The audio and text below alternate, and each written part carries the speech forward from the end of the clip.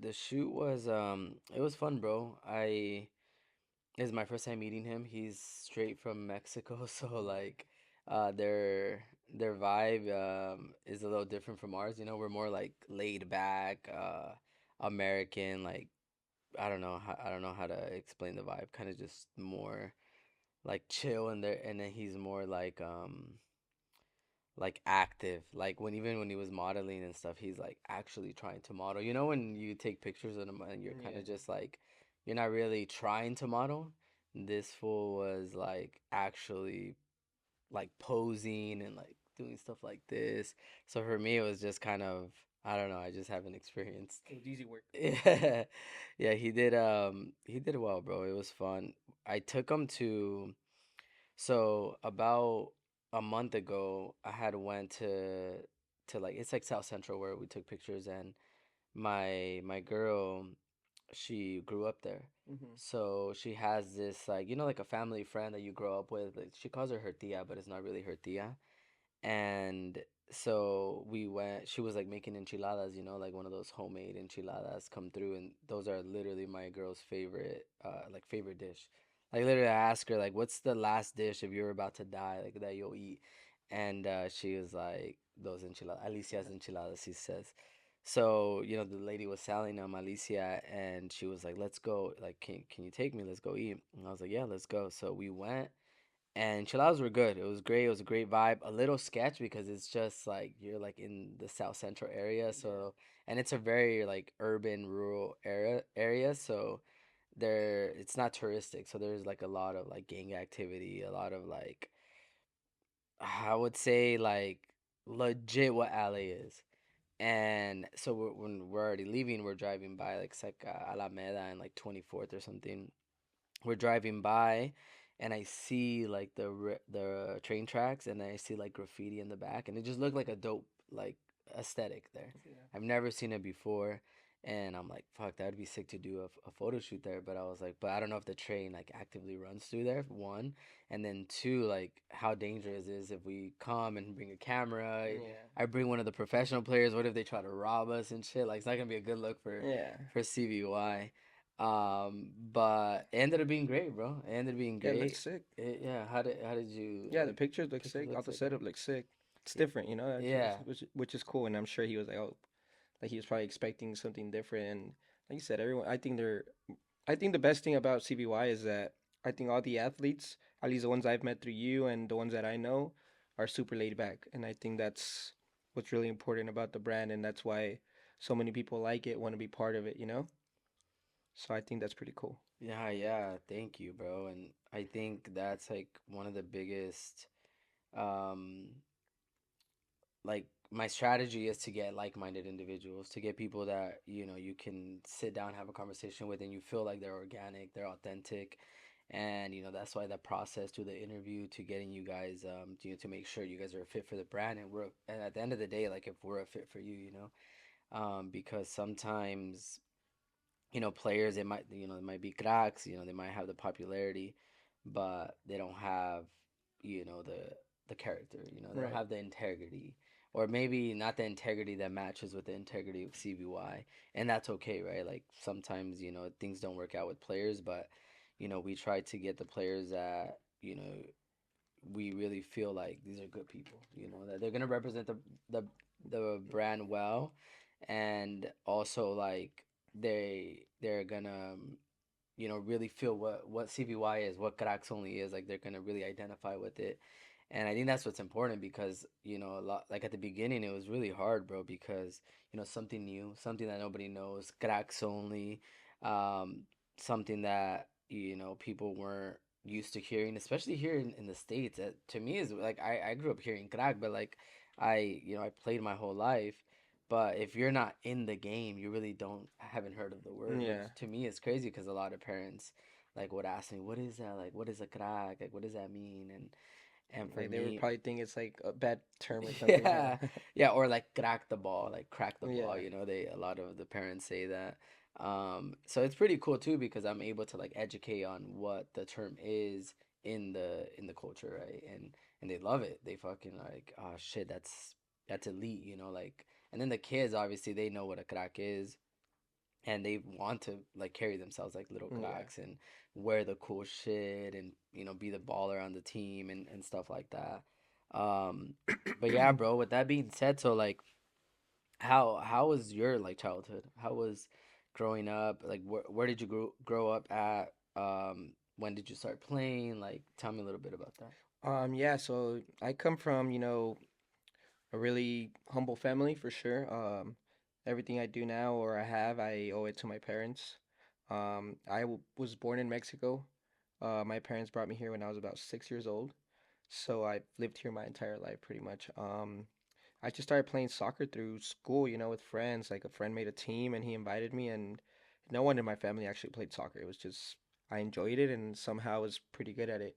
So that's how it started, I started playing Mexican League up till I was like 9 or so.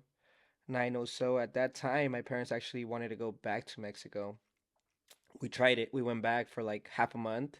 I mean, sorry, half a year, and we just didn't get used to it anymore. And I was actually playing there, and I was doing really well. It was either we stayed, and my parents let me go to Pumas Fuerzas Básicas at 9, about to turn 10 years old, or we come back to the U.S. Um, my family's from Puebla, Mexico. Mexico City was probably like 2 hours or so. My mom thought I was too young and she wasn't okay with letting me go. So then they decided to come back to the US. And since then, I grew up playing club soccer. I grew up playing for Arsenal, Legends at the time. I What helped me, I think, growing up as a player was that I played 2, 3 years up until I was like 14. So, being a smaller player, the physicality and all that, you get used to it at early age. You figure out ways to, be successful or, not let the, I don't know, strength or whatever it is impact you. So Yeah. from there on, I would play every single day pretty much. The days I didn't have sorry, training, I had Sunday league. The day I didn't have Sunday league, I had club. So that's what helped, I think growing up, kids don't realize how important it is to play almost every day. It's, everything comes naturally after that. So growing up, my parents always worked double shifts, you grew up double shifts. So for me, it was always getting rides from friends, from other teammates, and stuff like that. And at an early age, you kind of realize why your parents can't make it to a lot of things. So for me, I kind of matured at a young age, knowing that, all the sacrifices my parents were doing, at the time, working double shifts at restaurants and stuff like that. So all that, like, you value it, it humbles you, and you take advantage of what they're doing for you. So growing up, since I think was 13, 14, I realized how good I was. So I was like, you know what, I think this is what I really want to do as, for a living. This is my career. And growing up, you come from a Mexican household, you live in, I grew up in Ontario. That's kind of where I lived live. Um, The house that I visited yeah, was there. exactly. So Okay. like you don't really know about college. Like no one educates you about that. But I was lucky enough that, in high school at the time, well actually at the time, it's not like today where there's 200 academies, Right, there's right. MLS Next, there's all these things where you could sign pro at a young age. Yeah. Back then I think when I was growing up it was still a developmental academy. So I think there was only like Real Salt Lake, Galaxy, Chivas USA, those academies. So growing up, if you signed a homegrown, it was like rare. You'd see one or two homegrowns a year, Right. And now these kids don't realize how lucky they are. They have MLS Next Pro, you have, even NISA, you have League One, USL. Like now There's a you lot of have, avenues yeah, now. so many avenues where, you kind of wish you were growing up in this era. Right. So for me, it was tough. So at that time, college was important. But, you growing up from a family that no one ever went to college and stuff like that, you don't really know what it really is. Absolutely. So I was lucky enough that, in high school, one of my best friends growing up, we played together since we were young. His dad happened to be my counselor at my high school. Okay. So he kind of took over my educational rights, and kind of became that, That guidance, that that role guidance model. that, my parents knew that they couldn't give me because they were not educated, Yeah.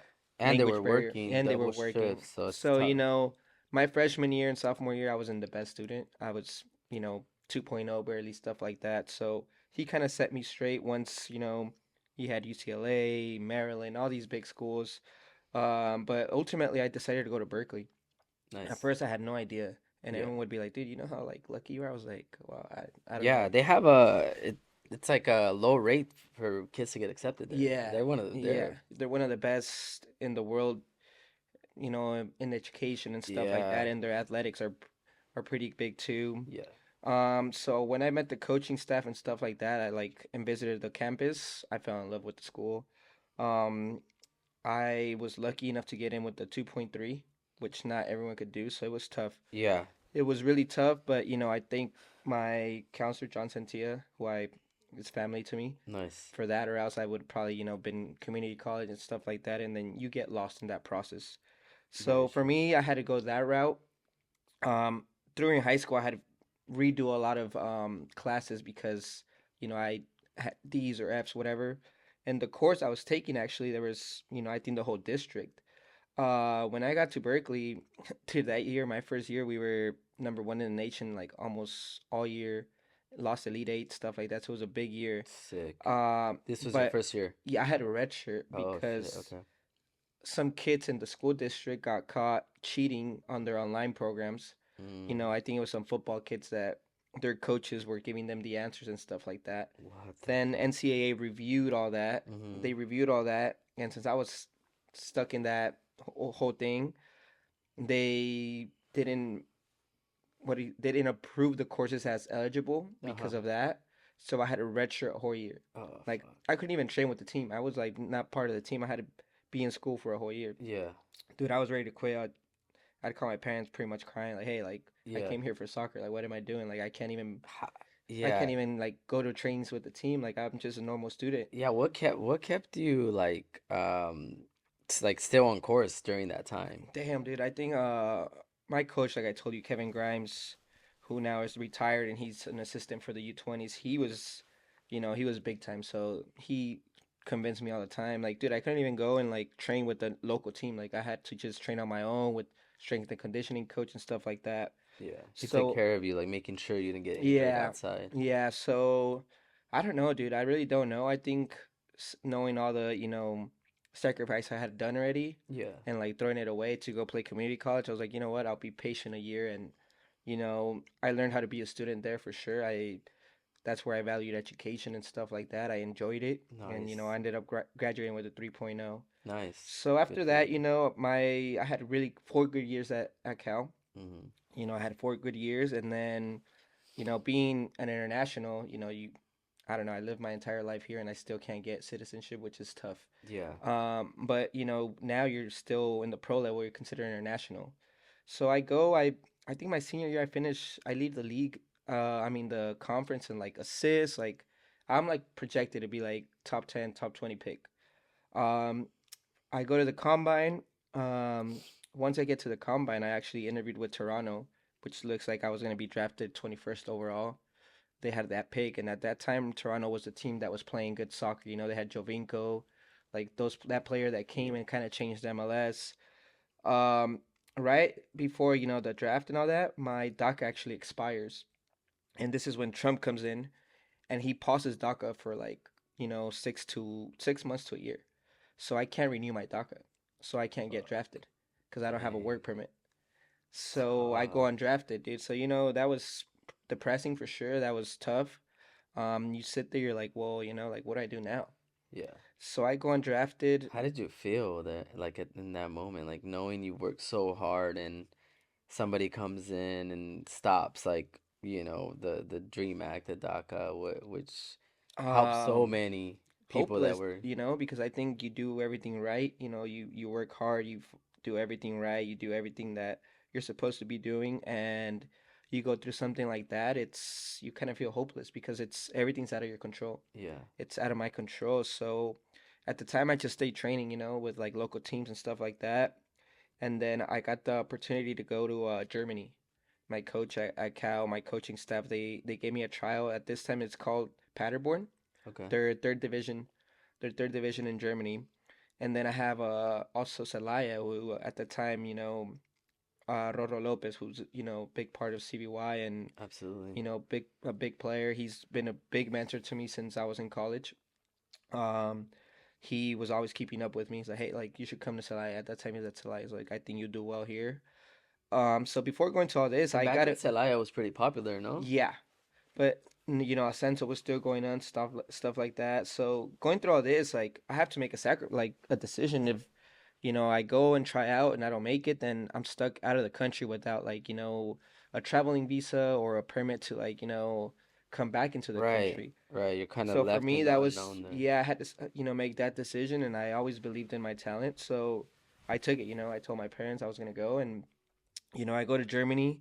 The team at that time was already gonna be promoted to Bundesliga 2, Okay. and dude, it was different soccer. Like they do all the little things right. Yeah. They're super clean on the small things. They're super clean on checking your shoulder and just giving a 5 yard pass. All the little things that a lot of people don't really take and Yeah, like passing to the lead foot, stuff like that, right? Things that you're finishing matter. you're finishing from center back to forwards. They're all finishing the same way. Like Wow. that really opened my eyes on like doing the little things. And I Hmm. was at that time I was a little bit more creative, a little faster, more shifty. So I looked a little bit different than them, which is something that they liked. And I did really well. I was there for 3 weeks. I Okay. did really well, and they invited me to preseason. So this was right before the summer where they go on vacation. So then I go to Celaya and then I do preseason with them and I do really well. I do actually that's I was like in really good form, How old I were you at this time? 21. 21, okay. Yeah.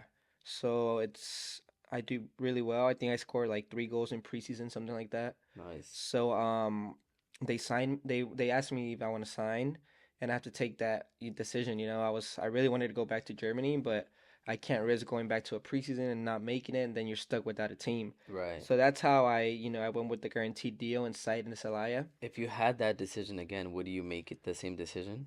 Um Or would you try to go on trial and see if you make it I there in think I Germany? would take that decision because at that time, like they also offered to help get my tourist visa and stuff like that. So, Okay. I knew within a year I'll be able to come home again and Okay. visit my So family and you had a stuff little like bit that. more than just like Yeah, a team spot. yeah, You had like exactly.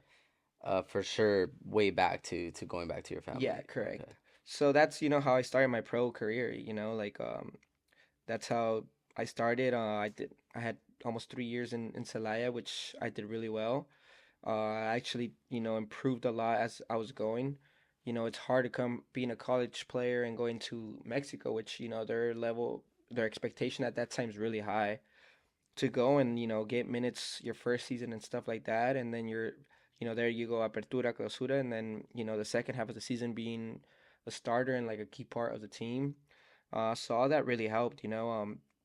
I was there for 3 years, almost 3 years. Then that's when I decided to come to the USL. I came to Vegas. I was in Vegas for a year, COVID year. So that was kind of tough, for I think for everyone it was kind of tough. And then after that, having a tough year there, just because of everything going on with the club, I decided to go to a team where I knew they were going to be successful. I knew they had really good players that were under the radar. And we went there. We went to a semifinal and a final when I was there. I think I went back to playing really good soccer. And then after that, it's how I ended up in Fuego for 2 years. My first year for me, it was good. I went there for Coach Martin Vasquez, which was there. Nini, who's the GM at Alta now, they were the ones that were really keen to bringing me in. And I think it's unfortunate that Fresno's gone. Last year was really tough. I think just how everything was handled in the team made it really tough. Probably the toughest year of my career. Okay. Even though I individually had a really good year, like my numbers were really good, but just as a professional and stuff like that, it was really tough of everything that was going on.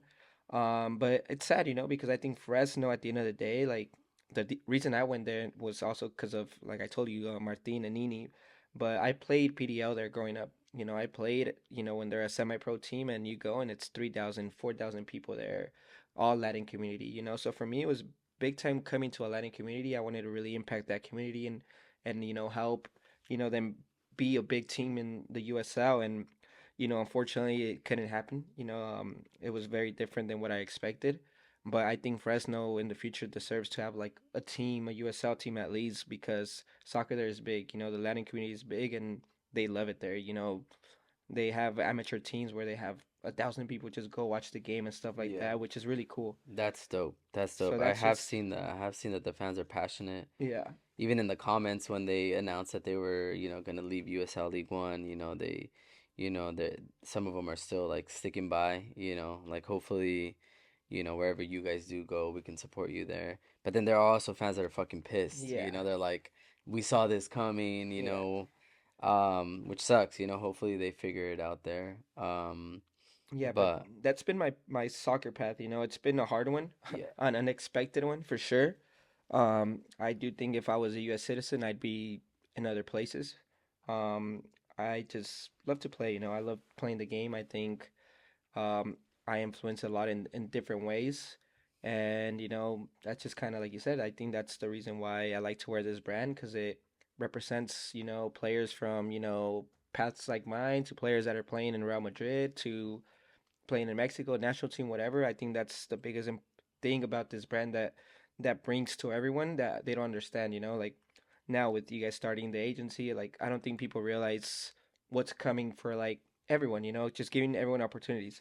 And for me, the biggest thing is, probably my story could impact someone that's going through something that I went through. And then you have players that play in Real Madrid and everything connects. right. So I think that's the biggest thing that people don't realize, like you don't make us you don't make anyone post. Like you're not going away, hey, you need to post this. Like people are posting because they love the brand. They want to show what it's about. And you have other sponsors where they hit you like, hey, can you post this? Can you put that? Like, yo, if I don't want to, like I Yeah. shouldn't have to. Right, right.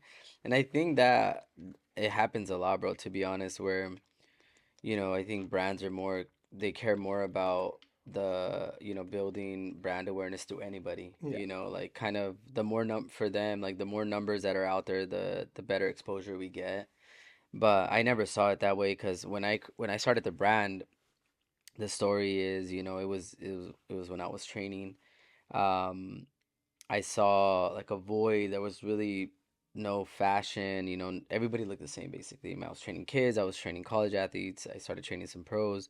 They're all kind of wearing the same shit. There's really no difference. You can't really identify anybody with what they're wearing. So for me, it was like I want to create something that stands out, and then that these kids can wear and be like, this is who I am. This is what I feel like I am. And cracks, as they're wearing the best shit. Like they're carrying themselves at a different um, energy, at a different almost like they're in their own dimension. Like, and like you pull up, and I'm sure when you were growing up, you pull up to a team and you can tell right away who the best player on the other Yeah. team is, right?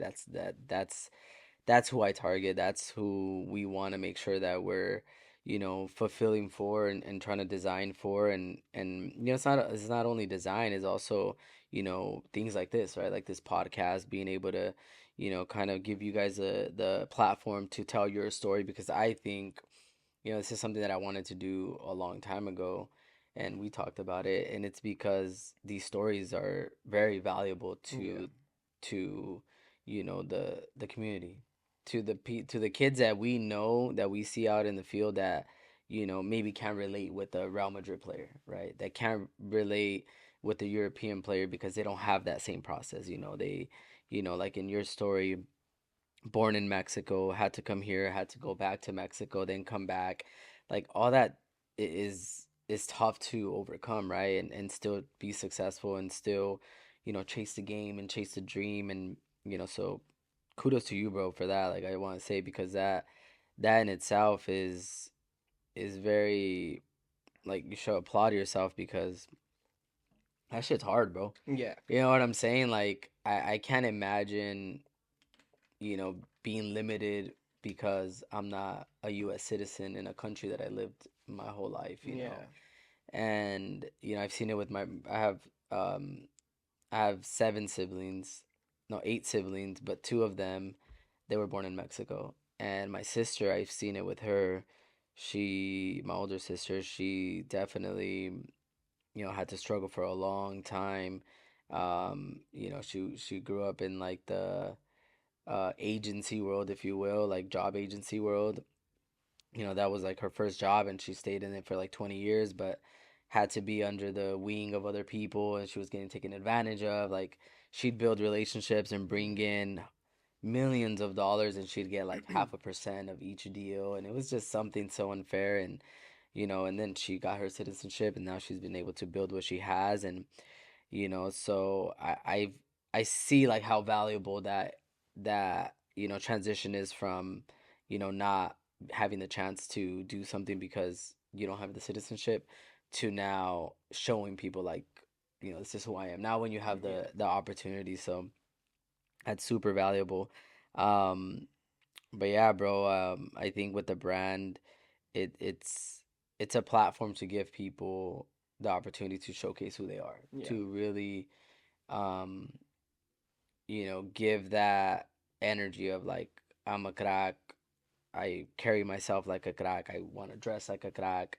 And it's crazy, bro, because it wasn't like that at first, with the brand. A lot of Yeah. people were iffy about it. Something new comes up, like, what is this? You get one player, and then everybody's like kind of talking shit. Like, even to be honest, even like some of the players I've given a chance to, like, I've through other players, I've heard like, oh, this guy at first was like saying this about the brand, and now he's part of it. So I try to like be transparent with every player that I interviews that I know maybe has said something in the past, and I'll tell them, like, I'll try to tell them like, like, what has changed, why are you interviewing now, Hmm. and why not maybe a year ago? Like, why now? Like, you see the brand popping, Hmm. now more players are getting behind it. Now you kind of want to be a follower, to be honest. You kind of want to be a follower and get on it now, or like, why? Like, or do you really identify with the brand? Like, Yeah. what's changed?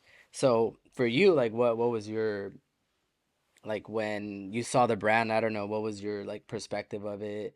Because you were one of the first ones, you were Yeah, I one. was at the time. I think one of your first ones was Ricky Reese too. We Mm-hmm. were playing together in Chattanooga, and I've always told people I think Ricky's a crack. Plays Yes. well. He found the radar for a long time, for whatever reason, and he's one of the reasons why I went to Chattanooga. Players like him, like Marky now, like Yeah. at that time Villalobos, like you had these cracks that you're like, bro, these are good players. Like Yeah. Yeah. Yeah. people don't know them, but they're gonna see the team we're gonna build. So at that time, I was like, like the stuff is cool. Like and I started asking him like who. He's like, oh, he's from Inland Empire, this and that. I was like, oh, that's sick, bro. Like Inland Empire, I'm from Ontario, Riverside. You grew up around the same area. Yep. I was like, sick. Like I like the stuff. He's like, yeah, dude. Like I'll let him know you like the stuff.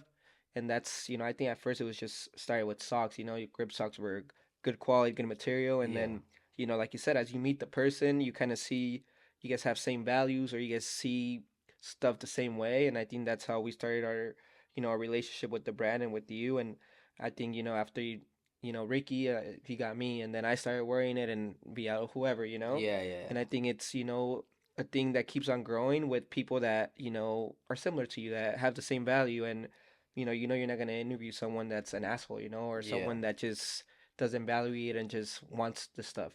So Right. I think that's the biggest thing. Like you said, everyone that gets recommended or whatever, it's through people that have the same values, see the brand the same, and they want to grow. Absolutely. So I think that's the biggest thing. The gear's sick, everything, but I don't think people see what you do behind the scenes for everyone, how you want it to grow, how you want to help the player in the long run. Right. So I don't think a lot of people know that. So with these podcasts, I think people are going to start to realize what CBY is, why so many people are, like you said, maybe hopping on the bandwagon or Yeah. just want to be part of it. But you have the people that genuinely want to be a part of it for the right reasons. Right. So Right. I think that's going to be very important. And, like just not just the brand, but people don't know all the sacrifices you go behind the scenes. They just think, oh, now he's has his brand, like he might think he's this and that. Like they don't Yeah. know the struggles, they don't know how you started, they don't know Right. how much you put out of your pocket, they don't know all these things. Right. And Right. just like my story, they don't know why is Jose playing League One now, why this and that. Like they don't know like sometimes what we go through. They think, Right. oh yeah, he's a pro. They're probably cocky. They probably like think this and that. Like Mm-hmm. they don't know it's a struggle. Yeah. They don't know all that part of the process. I guess. So Right. being a pro athlete's not easy. Whether you're playing in Real Madrid, those guys have their own story. Whether you're playing in USL, you have your own story. They don't know why some people fall off. And stuff like that. So I think this is pretty cool and important because I think it's gonna show everyone that like you said before, CBY. whether it's the brand, the agency, it's here to stay and to impact everyone in the football community. And I think that's important because I think people are gonna benefit from it, and I just know it's gonna be a big project as time goes on.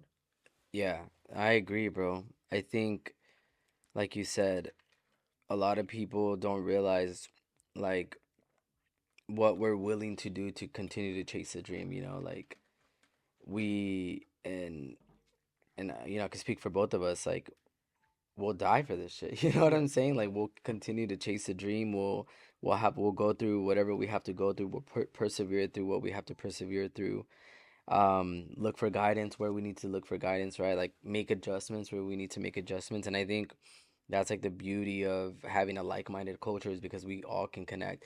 Whether it's me with the brand or you in the field, like we can connect because the process is the same, right? We still have to go through things behind the scenes. We still have to persevere. Maybe this year we have to take a step back to take 20 steps forward in the next year, right? And it's just a process of growing and becoming what I think like a stronger human, right? Like at the end of the day, for me, like the purpose of the brand is to impact as many people as I can, and whatever I can do to continue to with that purpose, I'm going to do it, right? And it does take a lot, like mentally for me, also from financially, like to be honest, like earlier this year I had like $180 in my pocket, and my company, I did a valuation and it was valued at like $5.5 million. And this is when I was looking for a board team to get investors to invest so we can build a board team and we can make it into a company instead of just it being like a brand, a Hmm. business. I wanted to make it into a company. And at the beginning of the year, I was supposed to get an investor, and I had met this, I'm not going to say his name, but I had met this trainer, and I confided in him, and he promised me this and that, and it put me in a really tough spot because I ended up investing in Detroit City FC like $120,000, and to get like some assets, like 10 seconds on every substitute they mention my brand, like this substitute sponsored by CVY, where I Hmm. feel it play is what they say. And then we did a collab with uh a hoodie and a shirt, and then also like a bunch of social media assets. And people don't know that this costs money, right? Like you're in a second tier professional team and it's not cheap, right? And that was an investment that I made on my second year. Anybody that I tell, they're like, bro, that's crazy, I would never make that investment. But for me, it was like, that's gonna help me build brand Yeah, credibility. of course. If I'm connected with a professional team, when people look at my brand, I'm no longer just like this up and coming brand. I'm like, this is connected to a professional team. And sometimes you have to make that investment. But I made that investment with the confidence that I was at the beginning of the year, of this year actually, that I was gonna get like 150 to 100 to $250,000 investment because of this trainer that I had just met.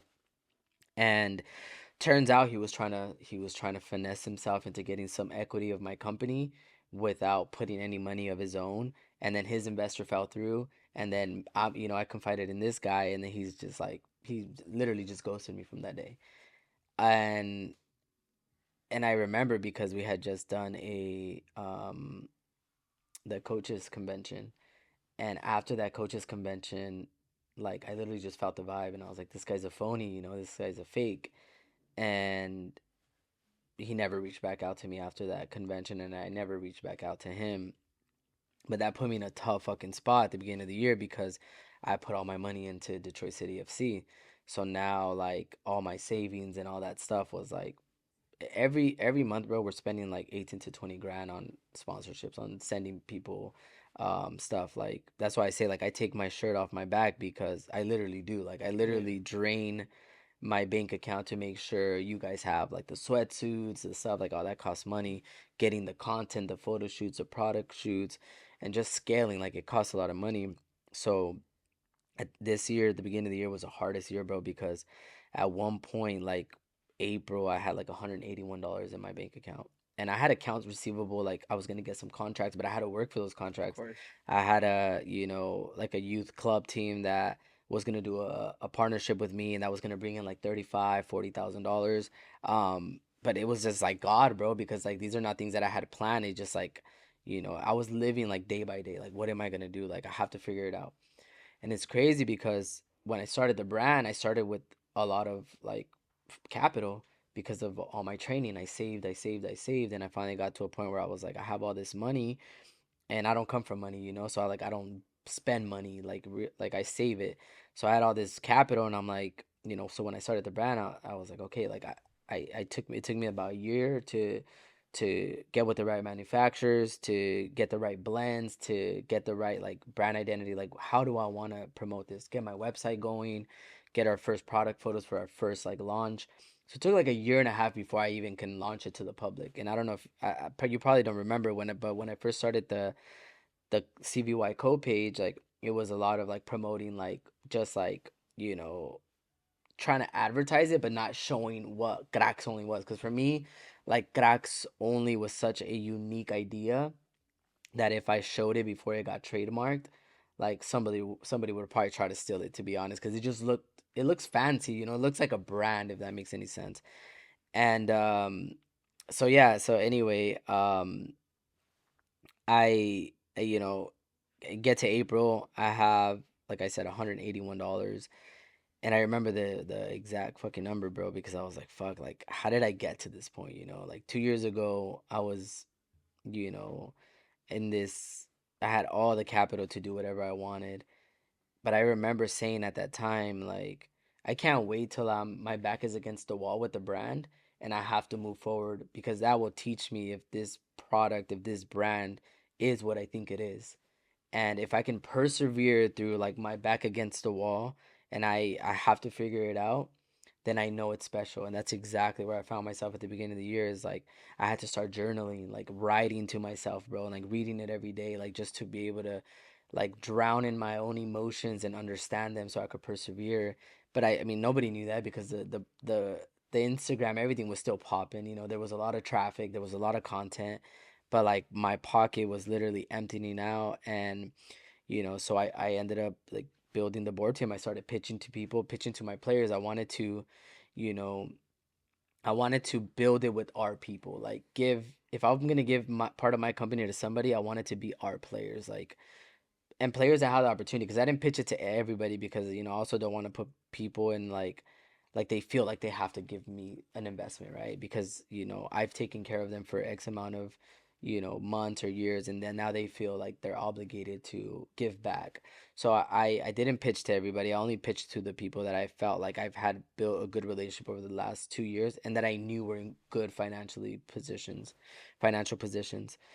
So and even that was hard, bro. Like, I mean, you see, we had the numbers, we had all the data, and then I pitched it to Demir Kraylock, Daniel Rios, Victor Vasquez, Jamia Fields, um, CJ Sapong, Marcelo Silva, and Pablo Ruiz, Ronaldo Cisneros, and I pitched it to Aaron Gillian.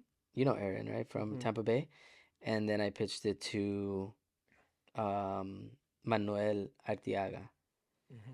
and sent them the pitch. Went on multiple Zoom calls with them, and unfortunately, not all of them were able to invest. They all wanted to be honest. Like, and again, like they felt like they owed me something, and they like felt bad, like Mm-hmm. saying no and stuff. But like Ronaldo, like had just bought a house, he just had a baby. Marcelo, like he's coming at the end of his career, so he didn't really know if he can make a 35, $50,000 investment. Um, Manuel and Aaron, I think Aaron just bought a house too, and then Manuel, he just wasn't able to. Pablo Ruiz either, he just had a baby, they just bought a house too. But the ones that were able to, like Demir is one of. Have you ever met Demir Kraylock? No. One of the nicest fucking guys in the world, bro. Like super sweet, super genuine, like a big, tall teddy bear type guy. Just a very good human, bro. Like one of the best humans I've ever met in my life. And he believed in me, and he was our like legit first investor, which I'm so thankful for him. And then we had Jamia Fields, who I trained. Do you know Jamia or no? She's from Inland Empire, She's right? from like Yeah. Rancho, yeah. I trained her for multiple years. She's actually one of the biggest inspirations of me starting the clothing brand because when I was training her, she had just started her clothing brand, which is called Stoic Los Angeles.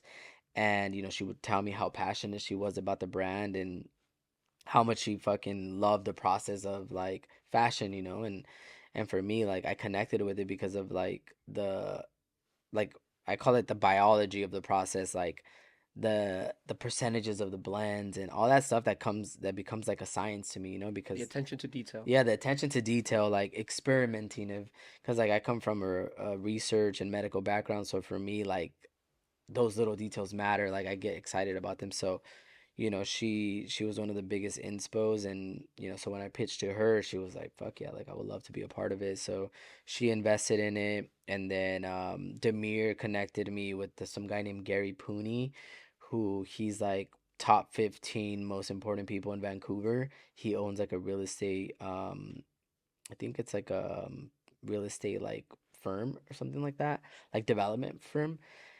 And he wanted to do something with Demir, so they've been wanting to be business partners. So this was like the opportunity, so he invested with Demir as well. So Demir brought him in, and then I pitched it to CJ, who I met through Caste, because CJ wanted to connect with me because he's seen the brand and the organic growth, and he wanted to just kind of pick my brain. So kind of when I talked to him, he was really interested in being part of CBY. So he invested. So he's on our board, on our board team as well. And then finally Daniel Rios, who I feel like Daniel Rios was the hardest one to get on the team, bro, because he's very smart. His wife is very smart, and they want to make sure that everything lines up with what they're going through in their life and their investments, and they want to make sure that they're making a good investment, Right. which I respect, going through the process, putting it through multiple people to oversee like the entire pitch. And, so when he invested it for me, it was like a big accomplishment because um, with the other ones, it was more like they believe in me. With him, it was like, yes, he believes in me, but he wants to make sure that everything matches, which Right. I respect, because being a third year business, bro, and I'm sure you have your own business and we'll talk about it right now, but being the third year, there's not a lot of data. You know what I'm saying? It's not like we're 5 years in, 10 years in, where we have all these numbers that we can bring in. So with the 3 years, this is our third official year. I was able to gather some data, but it's not the best data, but it's still data that shows really good projections for the future. But if you know anything about data, projections really don't mean anything, um, unless like you have 10 years of data. Then projections start meaning something because you can get a pattern. Um, so yeah, bro, luckily I was able to, transition from a business into a company, um, probably starting in like July. And like for me it was like fuck, like I got out of that hump, I got out of that where I didn't know how I was gonna make it through the year, and I have all these people depending on me, they think the brand is like fucking flying, Yeah. because it does look like that, and honestly, like traffic wise, like awareness wise, it is. But in the fashion industry, bro, it takes a lot of money to make I money, bet. and you don't get a return on investment quick. Like you have to almost spend 5 to 10 years, to be honest, of just investing and building, and using any capital, to scale, to start seeing like a real return. But the beauty of that is that if you persevere long enough, and I'm still surviving now, but if you persevere long enough and your brand hits like general market, I mean, you're talking about, surviving to going over like a 500 million to $1 billion type company, because the industry is that fast. Yeah. Consumers are gonna keep buying, and if you have a good product with the culture and identity, like, and they connect with, and especially like in this world, right, in the football world, which is the biggest sport in the universe, It just keeps growing in the and it U.S. just keeps growing here in the US. Like it's one of those things that it's fast. It's like rapid fire. So that's why these investors like believed in it, because they know what the brand is. They feel it. They can really understand what it is and the experience of wearing the product. And that's why they were able to, invest. And I'm super appreciative because, like, it's their hard-earned money, bro. You know what I'm saying? Like they went through a process to get that money, they worked so hard to become professionals and then get bigger contracts and stuff like that. So for them to put some of that money into what I'm doing and what I'm building, for me, like I'm forever indebted to those people. But still, like till this day, like we're still looking for other investors because we're not yet at the fundraising that we wanted to have when we started that board team. Unfortunately, not everybody was able to invest the amounts that I wanted them to invest, which is okay, but it leaves us to where like we still need more capital, right? So all that shit, bro, is just behind the scenes that nobody knows, Yeah. that nobody even like thinks about. Yeah. And we don't obviously put it out there, and we're not like a lot of people times like, why don't you like post on Instagram or like looking for investors? I'm Yeah. just like, nah, It's I not don't. how it. It's not. That's not the way that I want to build my brand. Yeah. I want to pitch to my guys privately and try to figure it out that way rather than like looking for funding from random fucking people that I don't want part of the Yeah, brand of because course. they don't really care about the brand. They just want like money at the end of the stuff, at the end of when it does pop. And I've had opportunities like that where people want to come and invest, but they don't know anything about football. So like for me, it's like I don't want to get somebody as an investor that doesn't know what the brand's about because then they can never be like that platform that I need outside of just the money, right? Like Right. every board member and investor that I'm looking for, I want them to also use their platform to bring in more brand awareness so it can grow, right? Of Not course. just like money, because money comes and goes, bro. Like I I've in my life this year I've had more money than all my 30 years put together that I've had, and probably like 3 or 4 times more. But all that money goes back into To the the brand. business, and it's like people are like don't understand like how much money goes into Yeah. Yeah. building a business, bro. um but yeah, like with that being said, like what about your business? I know you're like in the trucking industry, right? Yeah, How's that? it's just my dad growing up in Mexico, he was a truck driver since, since he was 12, he was driving on his own. Nice. So he's always had a passion for trucks. I've always asked him why, I don't Yeah, know, but he loves driving. He like loves fixing them, like putting lights on them, like he loves it. That's his that's passion, sick. Yeah, that's dope. So when I was playing in Mexico, he was working construction at that time. Okay. So, waking up 3 a.m., 4 a.m., getting home 6, 7. So at that time though, he was making pretty decent money. So then he called me one day. He's like, "Hey, like, my one of my friends wants to sell me a truck. Like, what do you think? Like, let's go. Like, let's start it. Yeah. It was like an older truck. Let's just see how it goes." And like we liked it. He started driving it. He liked it, and then as time went on, we started this like 2019 maybe. Then we Nice. bought another one, and him being an expert on trucks, he knows which trucks to buy, which not to buy, and Where to get thankfully, a deal too, because you can yeah, fix them, right? and thankfully, people don't like bullshit us, because he knows, Yeah. like we know what's up, Right. and Right. a lot of the time people don't know. They just want to go in, like you said, into a business and just be like, oh, like this brings money, like I want to invest, but they don't Right. know how you have to run it. They don't Right. know all the pros and cons.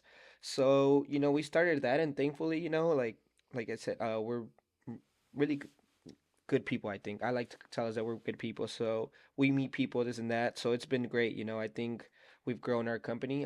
That one's pretty basic. You need to know how to run it and stuff like that. So now we're like at 6 trucks and stuff like that, Sick. which Congrats, is bro. good. No thanks, but that's a way to for players to also invest their money in other things. Because now you could whether you're playing USL, whatever, like you have something else to fall on that you could easily make more money, because soccer's always going to end, stuff like that. So for me, I'm like I said, I'm thankful for my dad that we're partners and stuff like this, that we keep growing our company and stuff like that. For me, it's now it's like I don't have to worry too much whether if I like want to go to a team where I'm gonna be comfortable then and take a pay cut or something like that. Like I could do that because I don't have to fall on my contract and stuff like that. Right. Right. You make decent money in the USL, of Yeah. course, depends the player Right. and where you go. Mhm. But there's also players that make the minimum and stuff like that. Yeah. So for any player, I think the important part is if you have some extra money, whatever, like try to invest in other things. You never know. It goes a long way. It doesn't have to be a big investment, whatever it is. So Yeah. I think for all the young players, that's the most important thing. So I'm thankful for that. My soccer career and then the business is going great. So that's that's something I'm very thankful for. But I think you touched something earlier. I think similar to you, this season, like I said, has probably been the toughest season of my life. Um, and you touched, you were like, dude, I had such money in my pocket, stuff like that. Like just when things aren't going right, people don't understand how tough it is, and then Right. you're still taking care of everyone. You're still showing up to work with the smile. For me it was tough. I was going through some personal stuff. Things weren't going great at the club for me, and I was like, damn, dude, like I don't want to tell my parents. I don't want to tell, like, I just don't want anyone to worry. Yeah, yeah. So through the USL, like, I think that's another thing. I think the PAs are amazing because through the USL you get a lot of benefits. And I started doing, I think mental health is the most important thing. I used to never really be like, oh, I don't know. Yeah. But this year, that's what got me through. We have On Rise, which is from USLPA. Okay. They offer you, counselor, just to talk about everything. So it's free for the players and stuff like that. So for me, like, I wish I would have done this earlier in my career Okay. because that hole I was going through the first 3, 4 months of the year, just like you, I don't think I would have got through it without that help. That before I Nice. would be like, ah, nah, I'm fine. Like, Yeah. I don't want to touch that subject. Yeah. But now, dude, it's like, it's awesome. Like, I still talk to him to this day, like every 2 weeks and stuff like that. And a lot of how I ended the year, I think even my personality, how I handle things, and just, my numbers at the end of the year, like individually, like just rise, just things that people don't realize how important it is. So, did you like get anything like that when you were going through this, or you just went through yourself? So, man, well, first of all, bro, I'm glad that you were able to have that courage, right? To find a different platform to help you get through what you were going through, and that's why those, I feel like those programs help, right?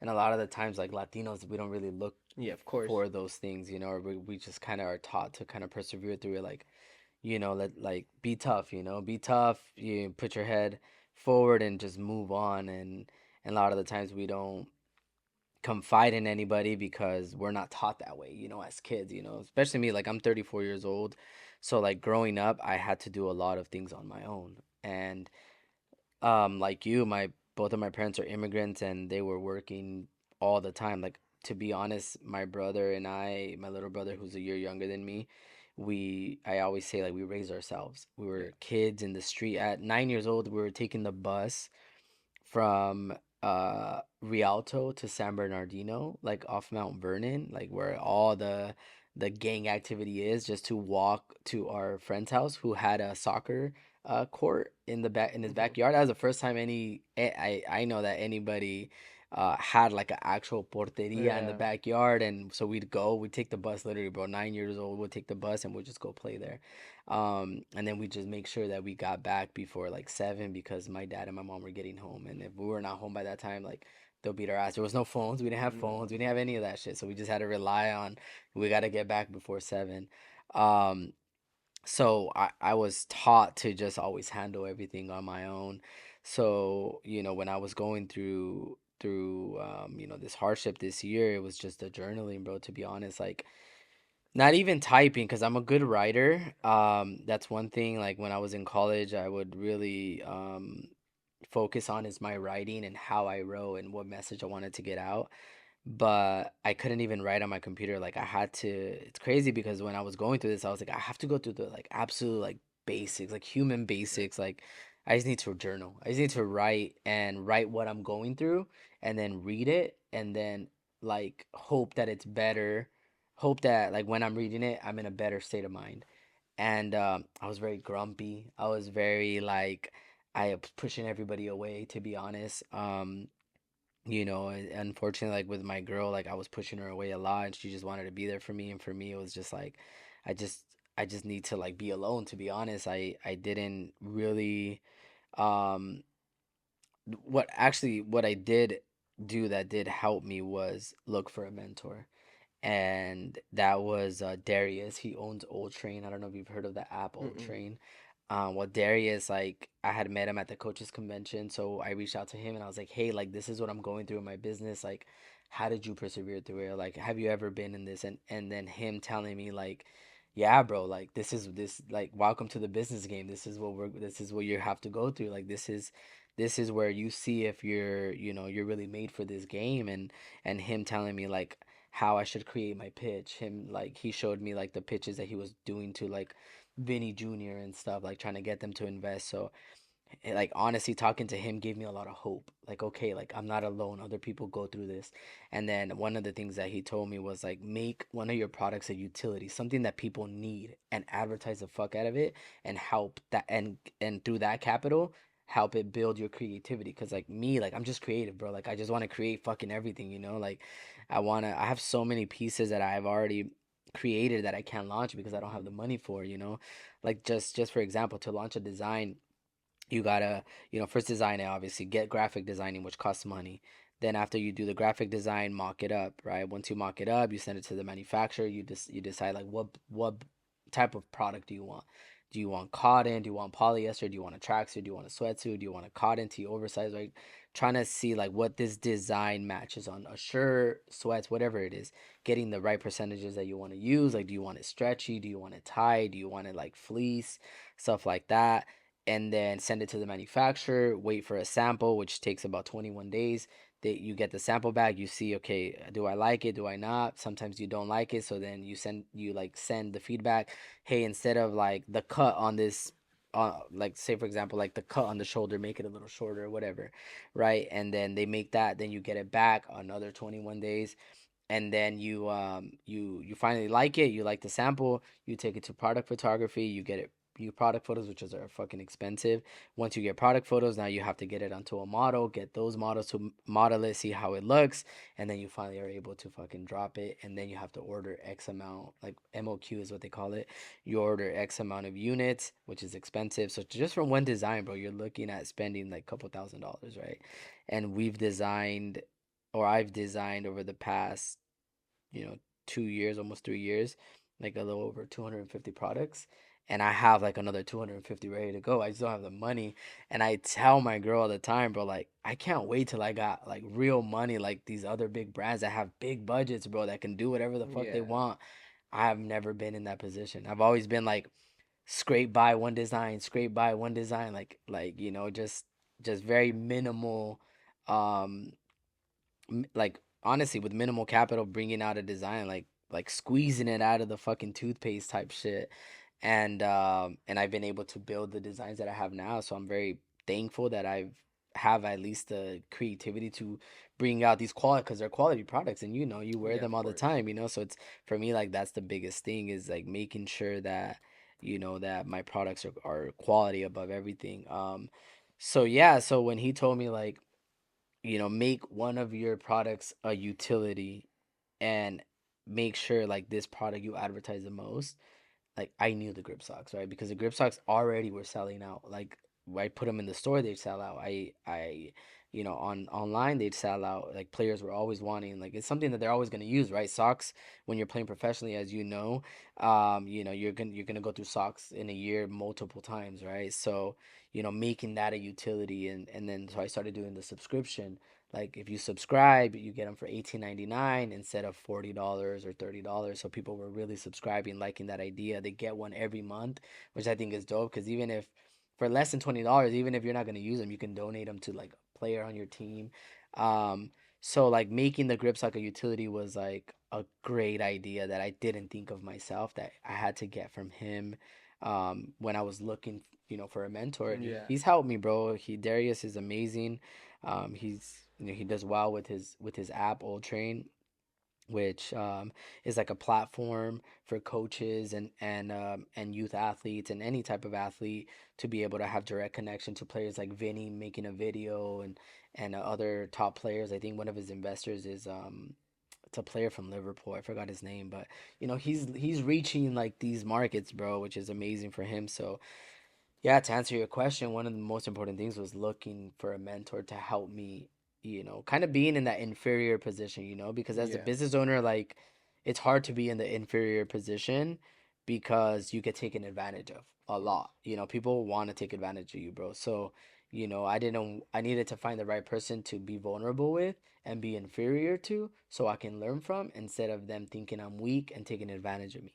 And Darius was amazing because he like took me under his wing and he really helped me understand like and build a plan, and his with the plan that we built, you know allowed me to have the board team that I have now, so I'm super grateful for him. But yeah, bro, it's one of those things like you said where you have to look outside of your own being and your own connections, if you will, to really overcome something. Because I couldn't have gone to like my brothers or sisters, like they wouldn't have told me the right things. Yeah, And not, not anything, to their fault. It's just they haven't been through the same just thing. different fields. Exactly. They haven't been through the same thing. They don't understand what it is to be in this position and overcome it. So I had to find somebody and that helped me. So I did.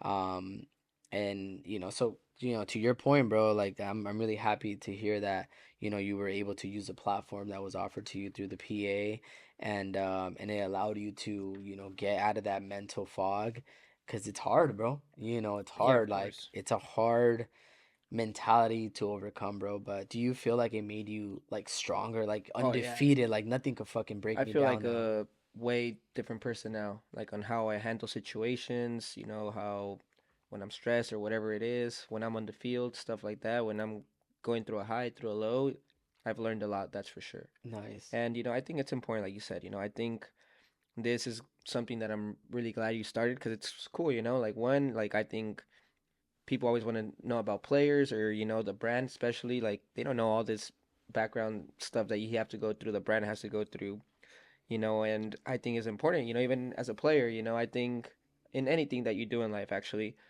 as a player, I've played against someone and I like something from their game, I add it to my game, if I see Right. a good player, I ask questions, I think you could learn every single day, you could get better every single day. And, if I'm gonna build a clothing brand, I'm gonna come ask people that are in that business, you gotta let people do their roles, like you said, and I think that's important in everything, so even in soccer, I think when people understand how to be their role, do their roles, it's important. So I'm glad you're doing this because, I think I know a lot of the players you have, and I think going forward, everyone's gonna get different stories of, the brand of the players, of why they chose it or why they're playing there, or they don't know that they didn't have a team for a whole year, stuff like that. I think it's going to be inspirational for the next generation that's coming. And I think this next generation needs to know a little bit more of what we've gone through because I don't think they realize where they're at now, the opportunities they have, everything. They have it easier than us. Not Right. everyone, Right. Right. but Right. even players that are struggling with certain situations, I hope, tomorrow someone, ties their story to Caste, tomorrow someone ties their story to Reese, whoever it is. And I think that's important. And I think that's why, I love wearing the brand, like you said. And it's a brand that you said the quality is amazing. Everyone that wears it, they're like, dude, it's sick quality, And you can wear it with anything. Yeah. I'm a player that likes fashion, so in terms of that, like, it's sick. I think it's crazy because I think soccer players have the best fashion in the world Hmm. out of every fucking sport, bro. To be honest, like soccer players, like you see the guys fucking in Europe, the Neymars, the fucking swaggiest, Pogba, right? Like these players that really love fashion, and you see how they're dressed, and they're dressed fucking swaggy as Yeah. fuck, bro. And it sucks because, one of the things that I saw, and one of the things why I wanted to build the fashion and the streetwear aspect of the brand is like not a lot of people here in the United States like have the opportunity to buy the Louis Vuitton, to buy like the Amiri, the Givenchy, the Balenciaga. Like it's expensive shit, Of bro, course. right? But if you can have a brand that can offer literally, because I use similar blends, that I can offer the exact same or even better quality, and it's actually the identity of what you are representing as a player, and it's swaggy shit, like that's gonna change the world, bro. Yeah, That's of gonna change the course. game, because like the Louis Vuittons, all those big high fashion brands are always gonna be there. Those are already built for many, many fucking years. But there isn't one brand other than CVY that I can think of that targets solely soccer players, and it gives you that you can wear it at the fucking club type Yeah. shit, right? And people are gonna know, like, Like I told you, like when I went to Baja Fest Yeah, and the guy, I was wearing CRKSOLY and the guy's like, hey, like one of my boys, like he wears that yeah, stuff, you know? And I was like, oh, who is it? He's like, oh, Jose. And I told you. yeah, And it's because you can wear it to places like that. yeah. Of course. And you're still representing an entire culture and people can connect it with. I think that's what separates CBY from everything else is like not only are we, in the field, but we're also outside of the field and we're making the same impact on both sides.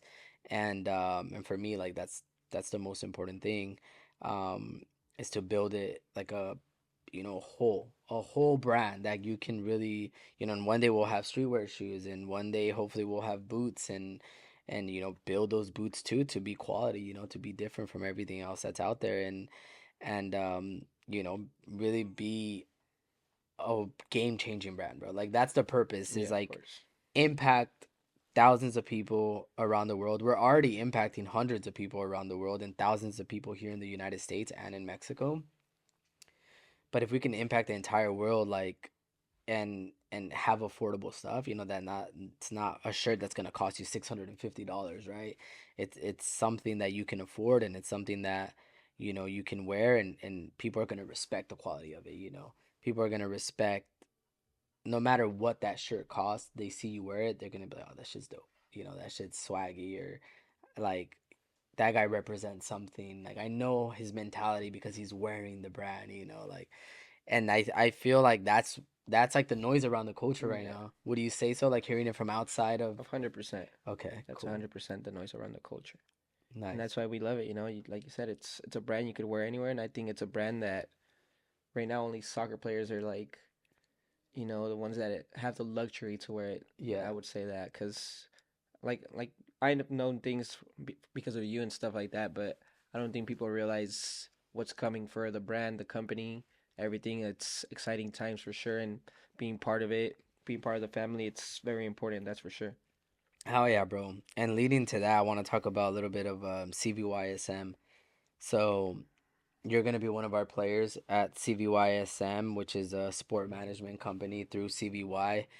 Being able to bring that brand identity of what CVY is and what it has done to the culture, and kind of give our guys who are already CVY athletes the opportunity to be also represented through management. Finding the best teams for you guys, the right fit, getting you guys the right deals outside of CVY, like maybe other brand deals that we can look for you, we can look for you guys.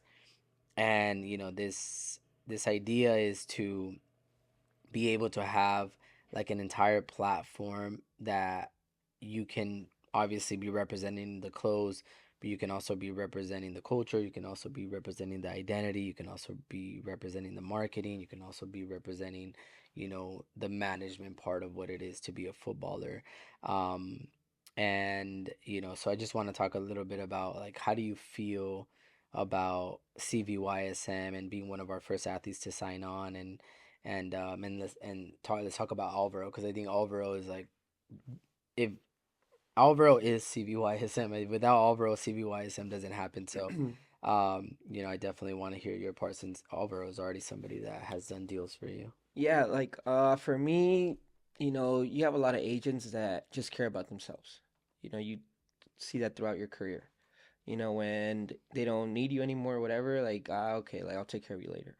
Alvaro, before being a good agent, I think he's a really good person, and that's kind of how you want to, you know, identify yourself with being a good person. So I think he has the right ideas. Like you said, I think he has the values of CBY. And he genuinely cares about his players, getting them the right fit, the right deals. He's not just going to send a player to so and so team because he's going to make some money. Like he really wants that player to succeed because I think in the long run, that player being in the right environment is going to benefit him as well, his image. So for me, it's, a no-brainer. Signed with Dalro 2 years ago. Me and his brother are really close. I'm really close to his family. So in terms of that, I think he's a person that's gonna help you guys lead this into the right direction. Um, and you guys complement each other well, like in terms of how you guys handle things. So for me, like I said, I'm excited, because I just know everything going on in the background. I think not just myself, but players in the near future are going to benefit more, because they're going to have people that actually truly care about them, about their image, about where they're going to play, about their career, and, not just care to get, 10% of, whatever they're going. So I think that's very important. Like I said, I'm excited to see how all that folds, not just for myself, but for everything.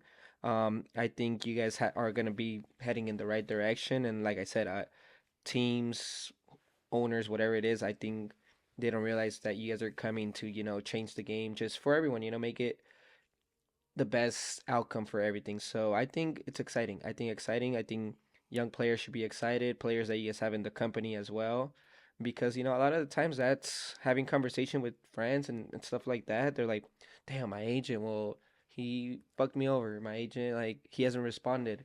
Like, oh, I don't know, like, he wants me to go here because, I don't know, whatever reason, but I want to go here. I think I fit better.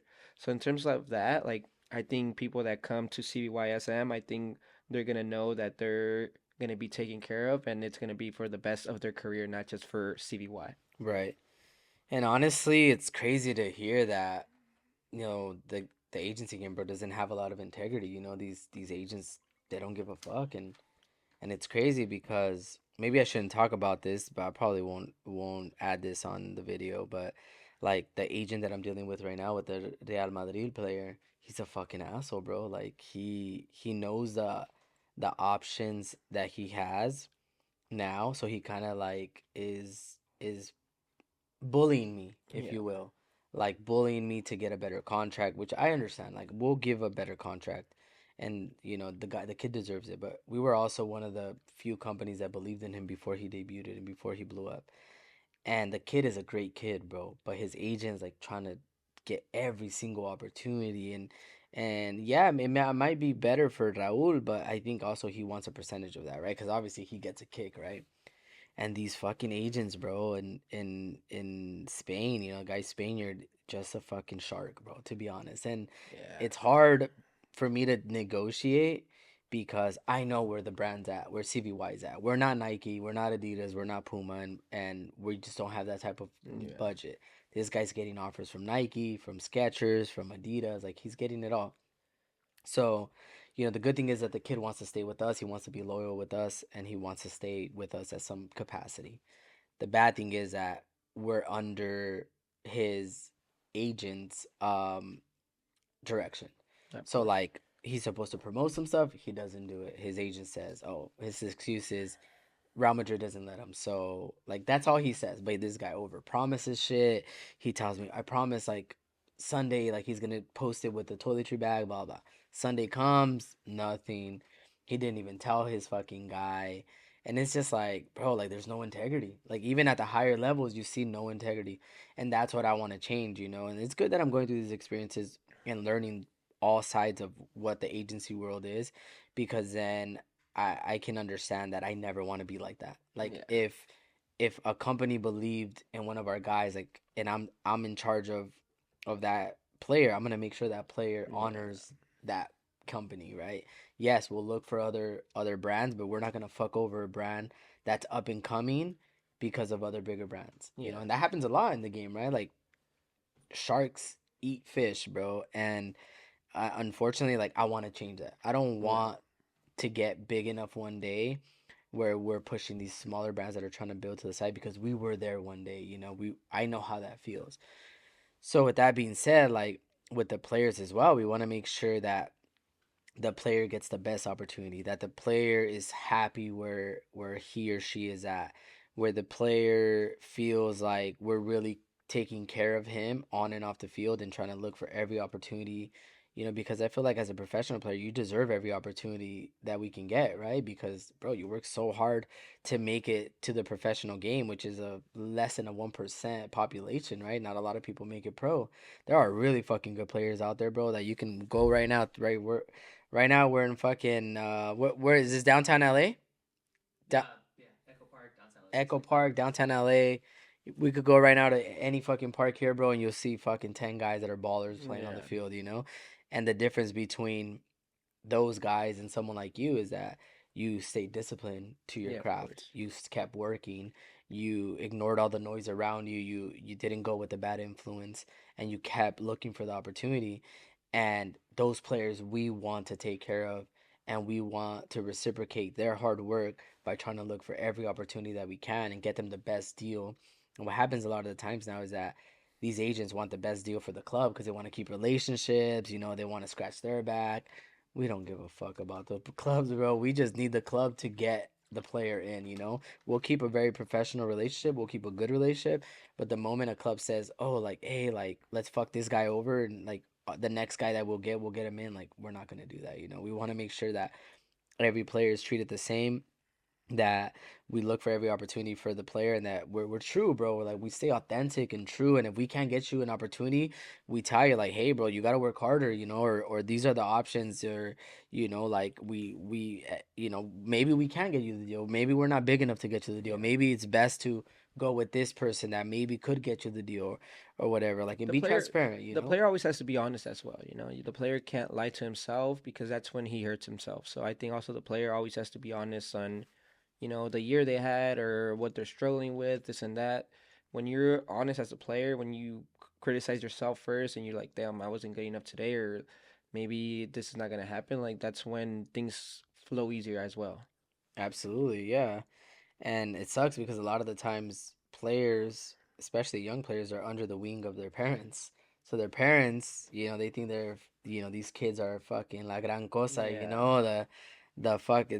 the next Messi and shit. And it's hard to, be realistic with these parents because they'll just push you to the side. Like, oh, we're gonna go with another agency, maybe like a bigger agency that, Yeah. and they're not gonna look for it. They just want the agent fee, bro. A lot of, like, and even then, like I was telling Alvaro and CJ, who's one of our partners, is like, this like project CBYSM is to really take care of our players and really look for the best opportunity for them.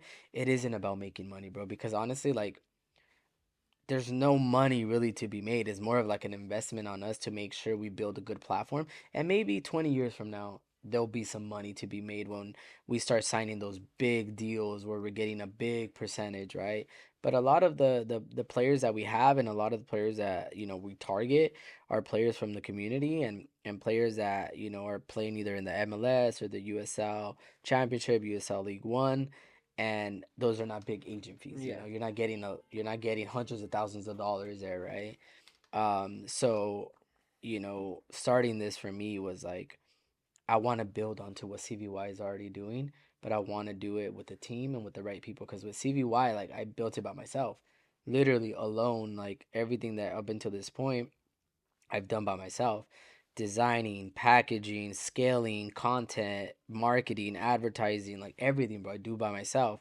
And until I got this board team, I finally built a sales team who's also pretty dope, because my director of sales is Tristan Weber, Hmm. who was a C or is a CBY athlete, but he's currently not playing right now. So a way to put money in his pocket is to allow him to have a job through CBY, and then him learn sales a little bit, and we've gone a couple deals. He's gone some money in his pocket, and just being able to, like, offer, as we grow our own players that are maybe not going to play soccer in the next 5 years.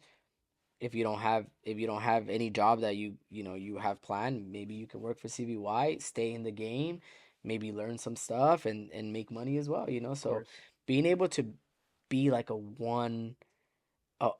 big platform for players, whether it's job, whether it's representing, whether it's clothing them, whatever it is, like, really do it for the culture, bro. And, like, that's my only purpose, bro, because, like, in 2020 my life changed when COVID happened, because I was in the process of becoming a doctor.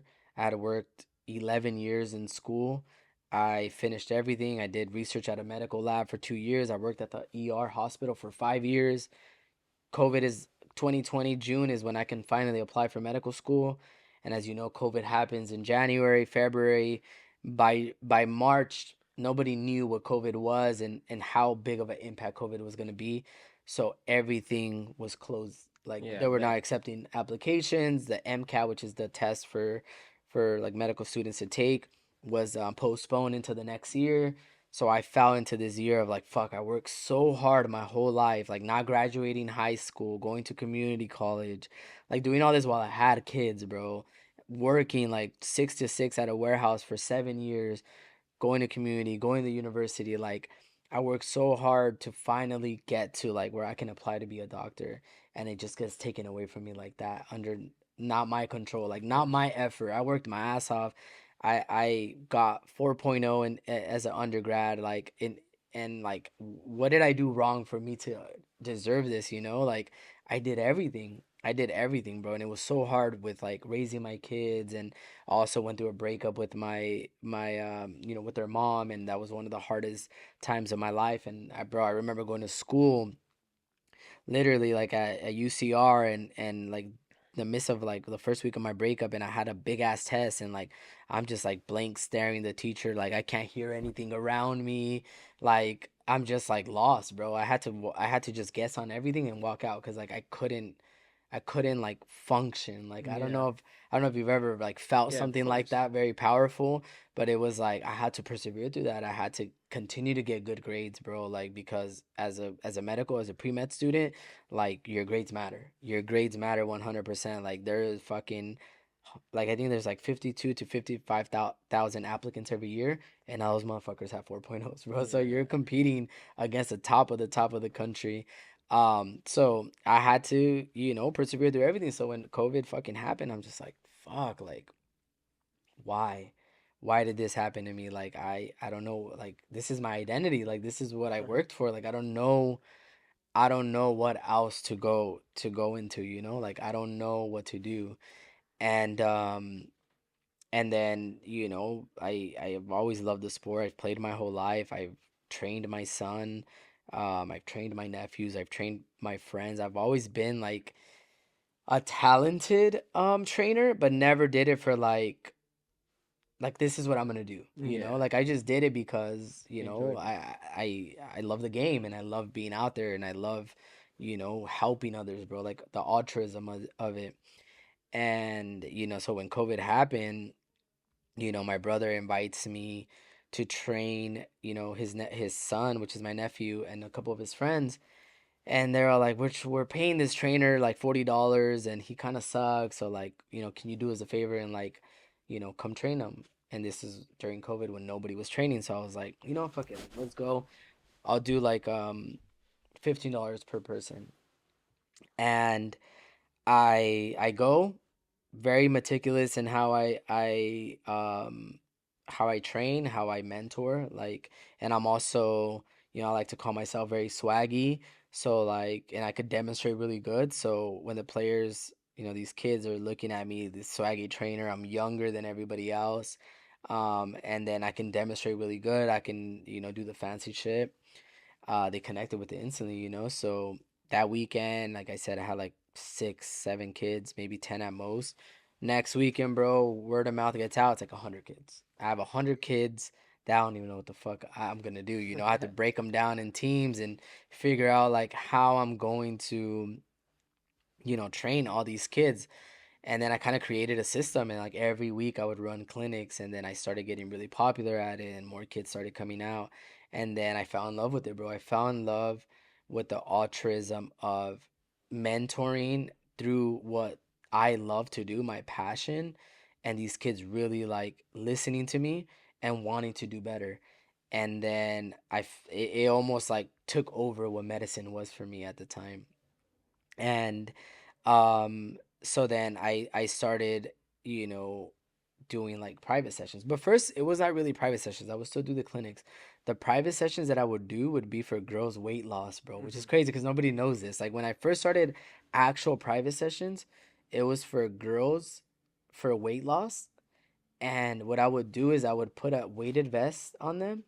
I'd put K bands, which are like those bands that connect to your Yeah. thighs, and then like weighted ankle weights, and I'd have them do soccer drills. Only soccer drills, bro.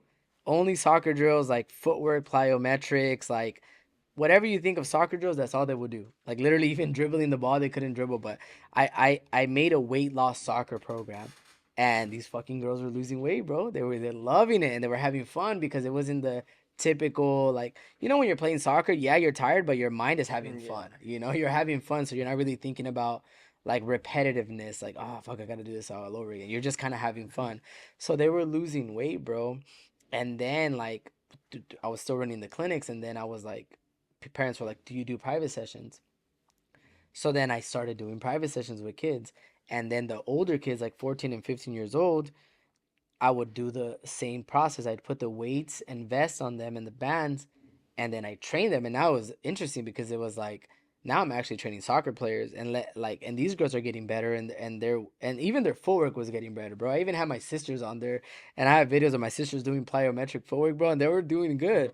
So I was like, dude, like if I can transfer this into a soccer player, like how much better are they gonna get? And then I started doing the beep test every session. Like every session, they had to get better at the beep test by one. So if they ran the beep test on Monday, that was their session. Whatever like beep they ended at on Wednesday, they had to beat it by one. If not, they run the test all over again, no break. So their stamina, their condition is something I started controlling easy just by the beep test. So then these kids that I would train with all this like equipment, they started getting fucking better, bro. Like quicker, like more sharper. Like they were obviously training with all this equipment. So when they had it off and they'd play their game, they were like a new fucking player. So like parents love that shit, bro. Parents love that shit. And I started getting very popular, and I started getting like I didn't even have to advertise my training anymore. It was just like word of mouth. Like this food's the one. If you want your kid to get better, go to Chubi. Like Chubi will get you better. And then at one point I had like 100 kids a month, bro, on private sessions. And the way I would run my private sessions was 8 week sessions. So I'd get paid up front for 8 weeks, and then I'd pencil you in 8 weeks on per day, like how many ever times you can come a week.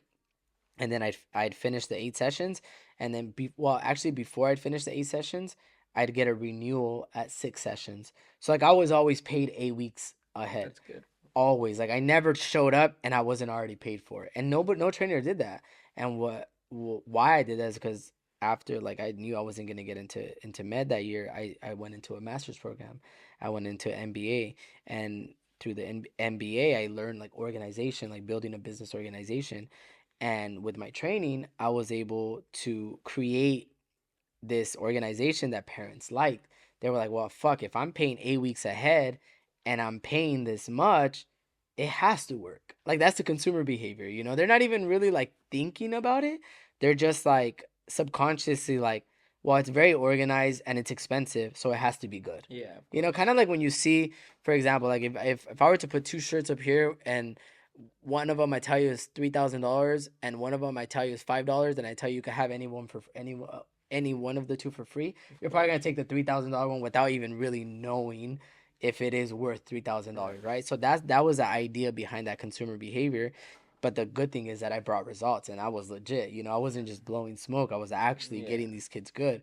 So organizing it, um, and then having the look, and then I know I'm kind of jumping all over the place here, but um, that's why I decided to get the Tesla, because I was like, and this was 5 years ago. That's when Tesla was like fucking getting really popular, Yeah. and I was like, I need to invest, even though like a car is never a good investment, but I invested for the credibility. I was like, if I pull up in a Tesla training your kid, you're gonna be like, that trainer's legit. So other people that are looking are gonna be like, I want my kid training with that guy. He has Yeah. the look, his shit looks dope, and he has a dope ass car.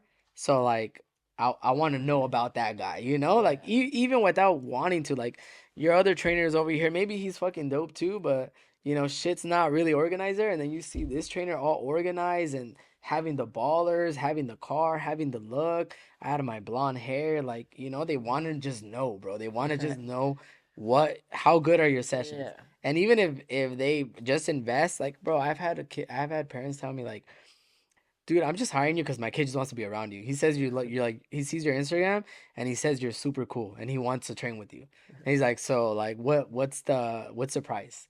And then I'll tell him, like, fuck, that's expensive. I'm like, I know, bro, but like, I'll get your kid right. Like, like trust me. And then they'd hire me, bro, a lot of the times just for the look. It was crazy, bro. Um, but anyways, I say all this to say like I can always go back to medical school, Yeah. right? I can always go back now because at that time, I had a really good story. A really good story. Non traditional kid, immigrant parents. had kids throughout the process, 4.0, older applicant, like I'm probably gonna get into medical school in 2020. But everything that I just told you, imagine I put that into the story now. I'm Yeah, in, bro. that's Like true I'm in, for right? sure. I'm in no matter what, right? So like I what I'm doing now, it's not for money because I can always go back be a doctor and I can make hundreds of thousands of dollars. It's because I truly want to change the game, bro. I want the game to have integrity, to have character, and to just be right, bro. Like you don't need to fuck someone over to get to where you need to go. You don't need to go with the person that's fucking somebody else over because you want to get to the better team. Like that's not having integrity and Yeah. that doesn't feel good in somebody's stomach.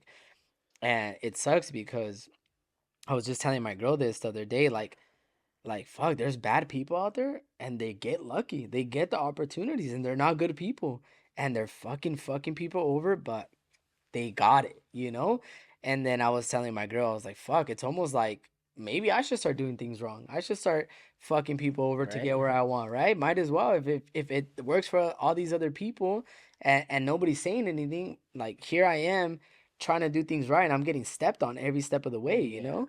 And she's like, nah, you have integrity and yeah, bro, I do. Like it wouldn't feel good in my No, of stomach. course not. Like I rather get fucking dragged over and over and over to get where I'm going, but to do it through my own effort than to fucking step on other people to get there. No, that makes And, sense. and for me, like, it's all in who I am as a person. And that's how I try to build a brand. And that's why for me, like, the process of asking the questions is important because, like, I need to see if, like, that shit's in your stomach too Yeah. to represent, like, the brand that I'm building. Because if it's not in your stomach, if you're one of, if you're one of those guys that don't give a fuck and you'll fuck somebody over, like, we're not gonna connect. We're gonna bump heads at some point because I'm gonna keep you honest. I'm gonna be like, yo, what the fuck is this? What did you do? Like, or like, and that's not representing Yeah. what I want to be represented of the brand. So having that culture, having that like-minded mentality is super important for the brand because, as you said, like you connect with these people because like Ricky, Jimmy, you know these guys share the same values as you and you can trust their word. If they say this brand's good, you can trust it Of because you course. know that they're not going to say that if it ain't. It's crazy. Funny story about Ricky, bro. When I met Ricky, I was doing a tournament in Upland Arena. Hmm. I forgot what it's called now, but you know what I'm talking about, Yeah, right? yeah, The yeah. indoor place. And at that time I had like a lot of co-ed indoor teams with like a lot of like local ballers, and I call it Everybody Cares About Soccer, ECAS. Everybody Cares About Soccer. And so we entered the On the Volley tournament. Um and I know the On the Volley guy, and so it was like a $5,000 tournament or whatever.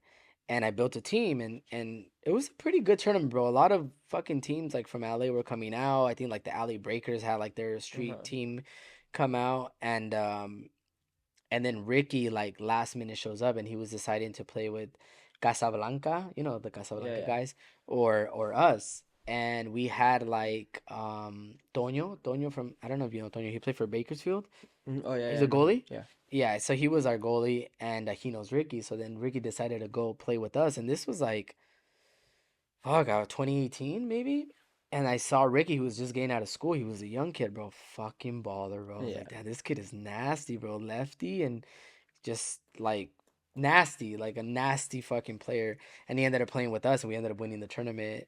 And that's the first time I met him. And since then, like we kind of just like, kept talking way before I even knew that I was gonna build a brand, bro. Like Right. I never thought that I was gonna build a brand. Like in my head it was just medical school. I never thought like I'm gonna get into fashion or I'm gonna build a clothing brand. Like never in my head, my entire life did I ever think that. Ever. It's just something that just organically happened, bro, to be honest. And 3 4 years later here we are. But meeting Ricky, like that's why like when I started the brand, he was one of the first ones that I was like, hey bro, like I would really like you to wear my stuff. I would really like you to, be a part of what we're doing.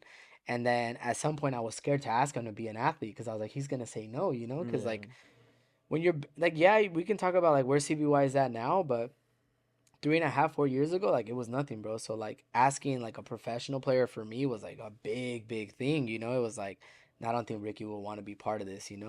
So like I just kept sending him stuff. He'd wear it, And then at some point when I was like, when I did start signing players, he was like, "Hey, bro, when are you gonna sign me?" And I'm like, "Fuck, I didn't even know like you were interested. I thought you were just like, Yeah. I'll do him a favor, you know." But it ended up being one of those things where like he told me like, "When are you gonna sign me?" And I'm like, "Oh, fuck yeah, like I got something, you know. Yeah. Like if Ricky wants to be a part of it, like, cause he's a very serious guy." Yeah. I was like, then maybe I have something that's pretty special. And then from there, like, obviously, like things have transpired to what it is now. But yeah, you want to take a break, like a Yeah. little break? Yeah. We'll take like a 5 minute break, and then we'll get back on in maybe like another 30 minutes. Cool. Cool.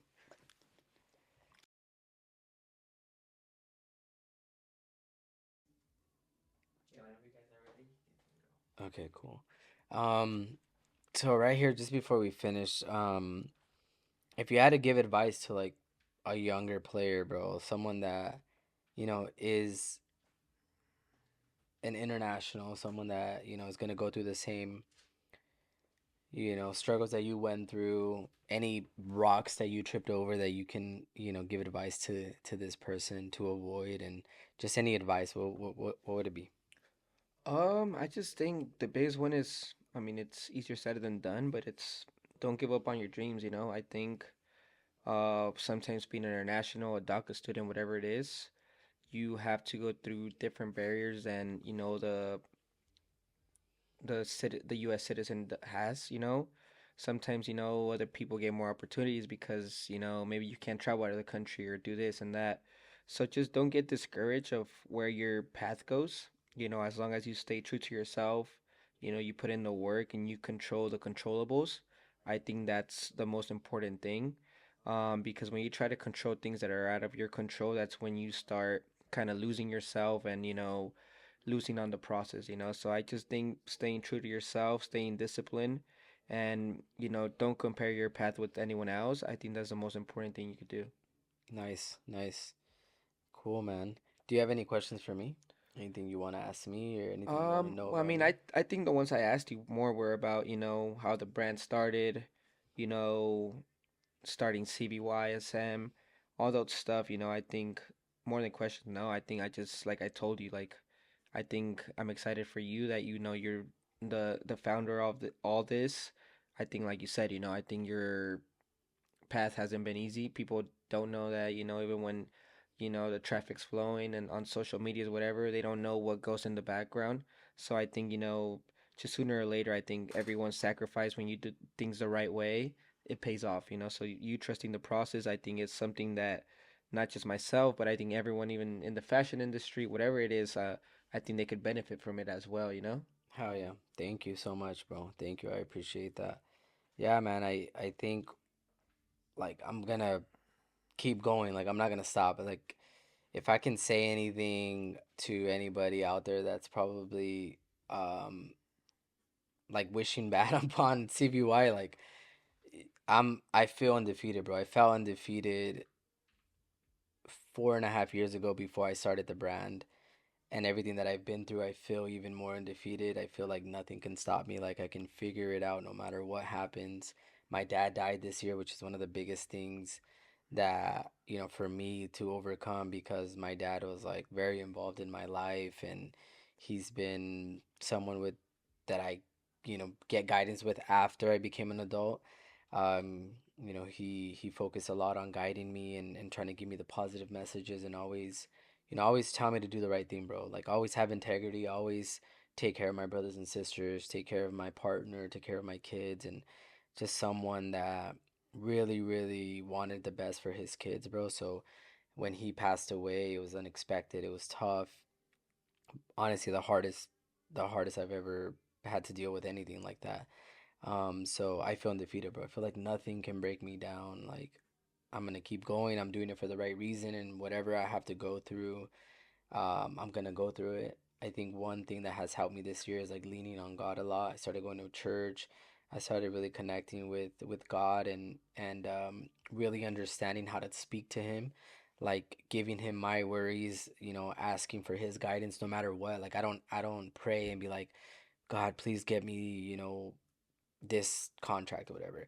I always just pray and say, God, whatever you need me to go through today, like I'll go through it. Like lead me and I follow. Like whatever it is that you need me to learn, I'll learn it. If you need me to have a bad day, I'll have a bad day and I'll learn from it. Like lead me and I'll follow. Like, and saying this prayer like has really helped me like understand like no matter what I go through, like it's because of a reason. Of course. So I think that's helped me a lot. So just a message to everybody out there, like I'm not gonna stop. Like Yeah. I'm gonna keep going, and I think I got the right people behind me that believe in me. And maybe some people don't like me for unknown reasons because they don't know me. Because I feel like anybody that sits down with me and gets have a conversation with me, like they get to know who I am. And I mean they always are like, man, you're different than what I thought. Like Yeah, I of didn't think you were course. gonna be like this. And maybe other people in the industry are dicks, or they think they're this, or they think they're that, but I'm not that person.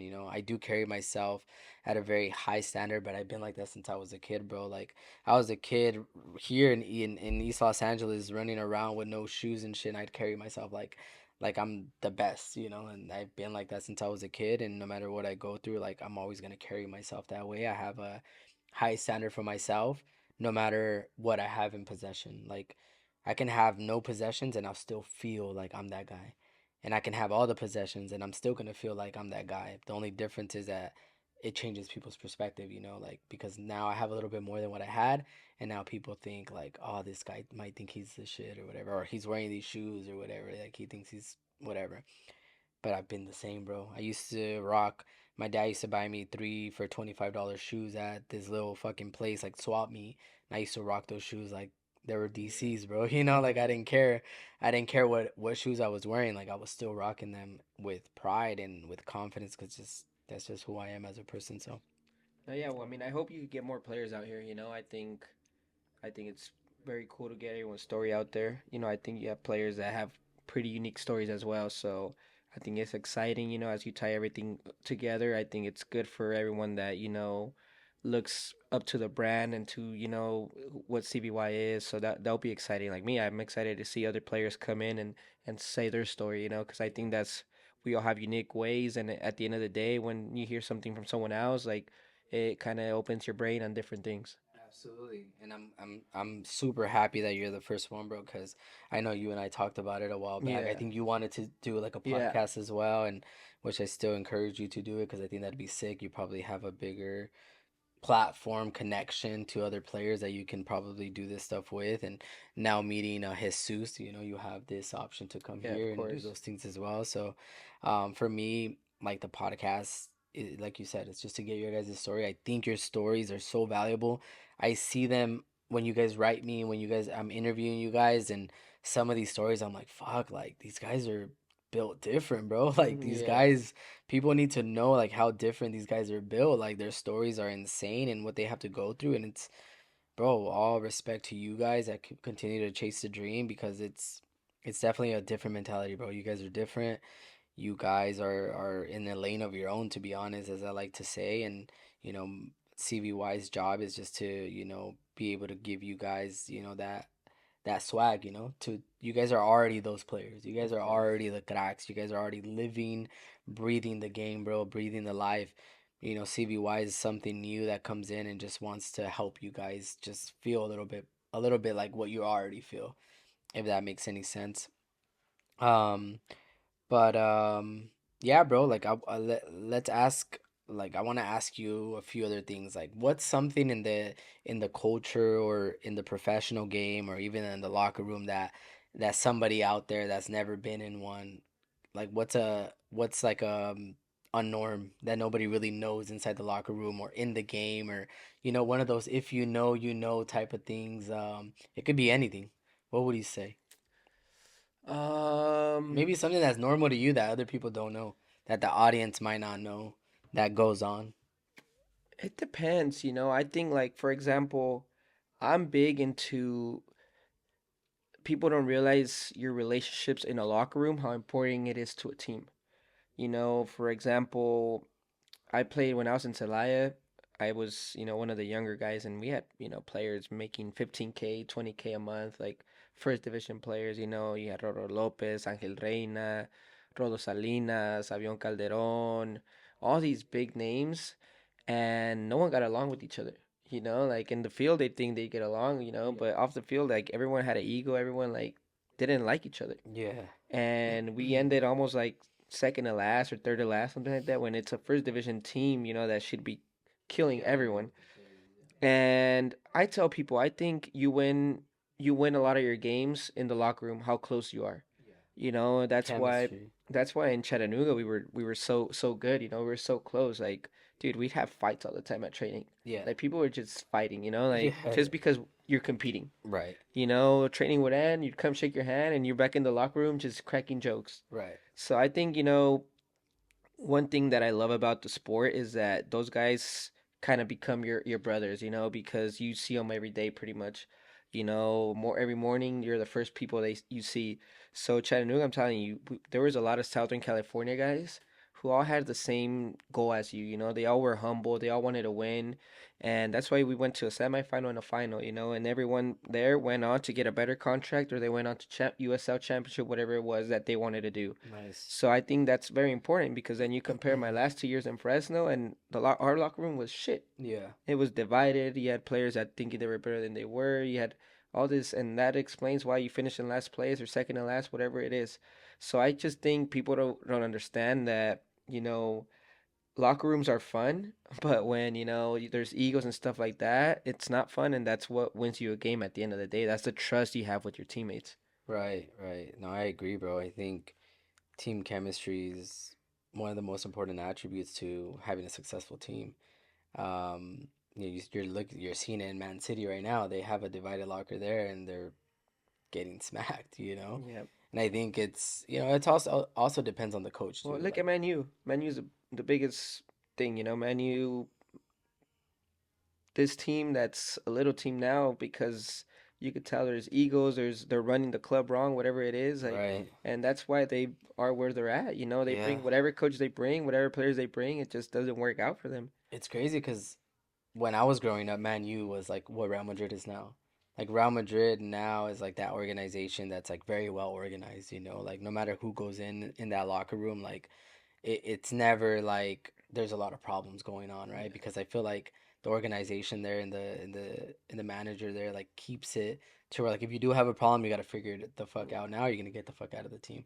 Whereas Man U is more like they're just buying a bunch of different players and trying to put them all together, and they already made the investment, so they can't go back on the player.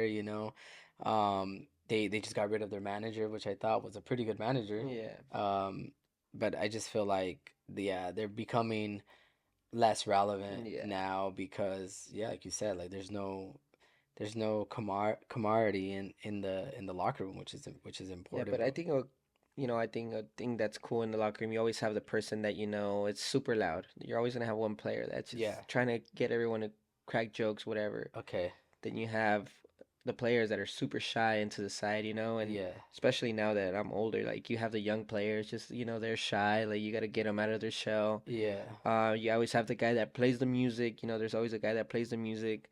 So just a lot of things that, you know, you just try to break the ice with everyone so everything could go flowing, you know. Right.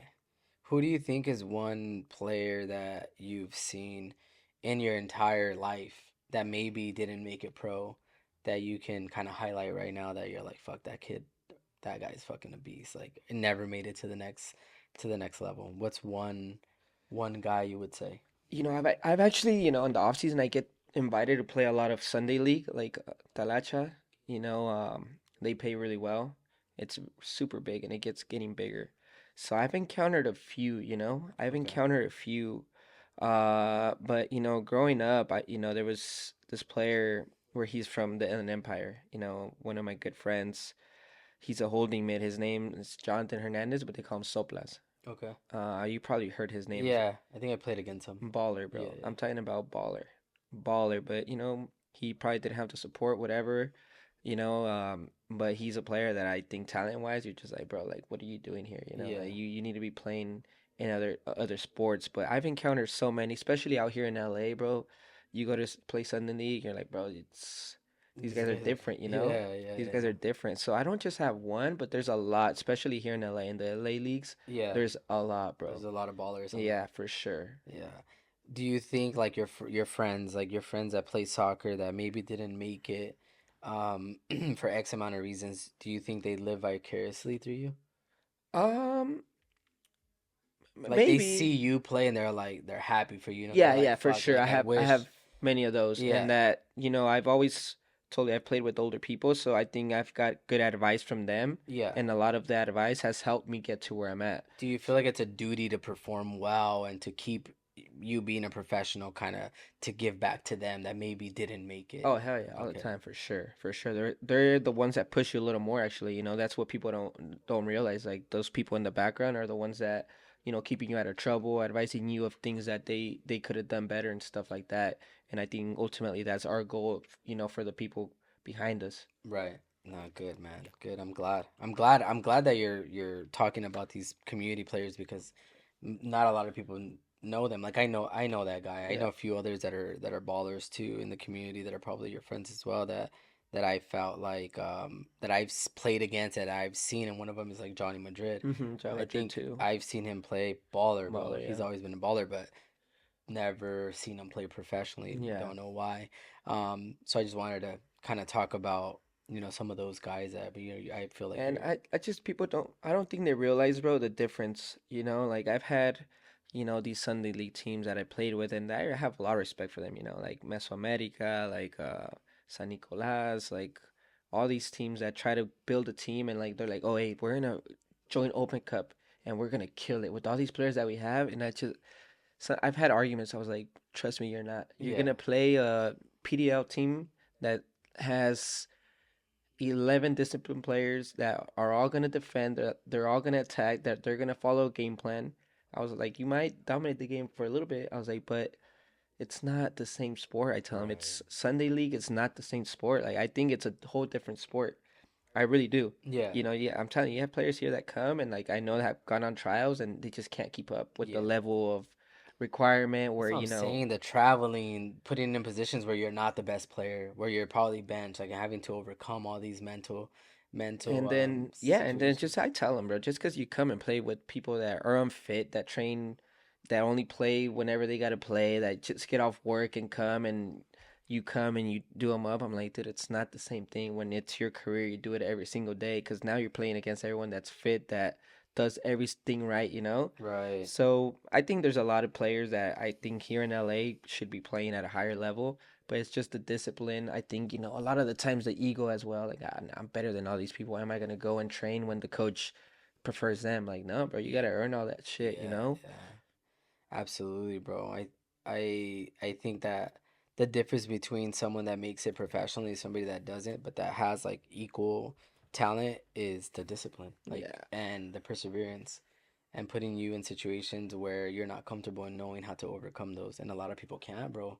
A lot of people don't understand that just because you're good at something doesn't mean that you're gonna get the Yeah. opportunity. And when you don't get the opportunity, like how do you handle it and Yeah. still look for another opportunity?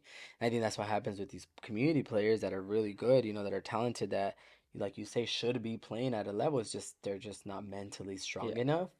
I think that's what it is. Like we can say like maybe they didn't have the guidance or this and that, but I feel like mentally they're just not, or they don't want it enough. Yeah. Like passion is one thing, obsession is another, right? Yeah. You got to be obsessed. Like people tell me like how do you continue to like invest in what you're doing and like you don't always get the return on investment? Like how do you keep going? I'm like, because I'm obsessed with what I do, like literally obsessed. When I was in med and I was fucking, bro, I'd go to work from 6 to 2, then I'd have UCR at 3:30 to 7, and then I'd have community college because I was doing organic chemistry and lab from 7:30 to 10:30 p.m. because I was trying to do both at the same time so I could finish faster. So my whole day was 6 a.m. to like 10:30 p.m. Work at the hospital, school at the university, and then school at the community lab. And I do it every day for years, bro. And they'd be like, "Fuck, like how do you do it?" Because I'm obsessed with medicine. Like Yeah. I'm obsessed with where I'm gonna be. Like I'm obsessed with what I'm doing. That's the only way I can think about it. Like it's just that hope, that hope and obsession that, you're gonna continue to live for what you love, and not a lot of people have that, bro. No. A lot of people they don't have that. I'm sorry, they don't. Like my little brother too, who's a year younger than me, baller, bro. Like a lot of the community players know him. Fucking at 14 years old, went to Morelia, where my dad's from, Michoacan, and he was already with the Fuerzas Básicas, and they told him to stay there, and he was supposed to stay there from like 14 until he debuts, but he fucking had a girlfriend over here, fucking came back. Like he was already living over there, came back like in the off season, got her pregnant, never went back. And then he just ruined. Then he had another kid, then another kid, then he had four kids, and he just ruined his his fucking future, bro, with the game. Yeah. And it's because he just didn't have the mentality, bro. He had the guidance because my dad was telling him, we were all telling him. He went to like the Chivas USA tryout here after two, and out of like 2,000 players, he made the last 22, which is Hmm. like the last game. They have like 11 versus 11. He made that. And then, but no discipline, bro. No drive to really chase it. Like, Yeah. really chase it. Like, yeah, there's a drive to, like, oh, I want to be pro. I'm good at it, but not like obsessed with, like, Yeah. I'll sacrifice everything. Like me, like where I'm at, I'll sacrifice Yeah, of everything, bro. course. Everything to get to where I want to get to. And I'm sure you feel the Yeah, same. Like, you'll absolutely sacrifice love it. everything because you have to. And see, it's funny now. Like when I was younger, my off seasons were different. I'll be like, yeah, I want to come and play. Like I want to. And now my off seasons are very different, bro. Like people invite me to come. These teams isn't that, and that's what I'm telling you. Like people don't see things. Like the people that never play or haven't been like don't know. Like so like I come. I was like, bro, I don't want to come. You're gonna pay me 250, $300 for a game where I'm like, I'm not gonna give my full effort like some of your players do. I was like, because there's different things at risk, So Yeah. sometimes coaches like or like people, nah, but why are you gonna bring him if he's not even gonna try too hard? But I can't risk getting injured, I Yeah, can't risk coming getting hurt, for $300, for like, man. 300 stuff like that, and like, dude, they don't realize for 8 9 months you train every single day. You play over 30 games. Like I think I went 2 years in a row where I played every single minute, every single game. Damn. Like your body just is dead. Yeah, yeah, fuck yeah, bro. Especially soccer too. And they're like, but he doesn't want to play because he's like, no, bro, it's just your body is different. Like people don't realize that, and like they expect you to come throw your body in front of everything. I'm like, bro, I'm not gonna come and get injured for Yeah, anything. I have a that'll be lot the to lose. worst. Yeah, Yeah, that'll be the so fucking that's why worst. Sunday League here is sometimes pretty funny. Yeah, yeah, bro. Don't ever risk No, no your chance. yeah. This 7v7 tournament that we're having December 12th, you're gonna be there? Yeah, of course. Okay, cool. We have Danny Trejo's gonna show up. Okay. Max Arston, you know them, right? Yeah, yeah, yeah. Um, and then what do you think about that though? What do you think about the seven aside or like the off-season training that we're trying to offer, like the 11 aside with Hmm. Edwin?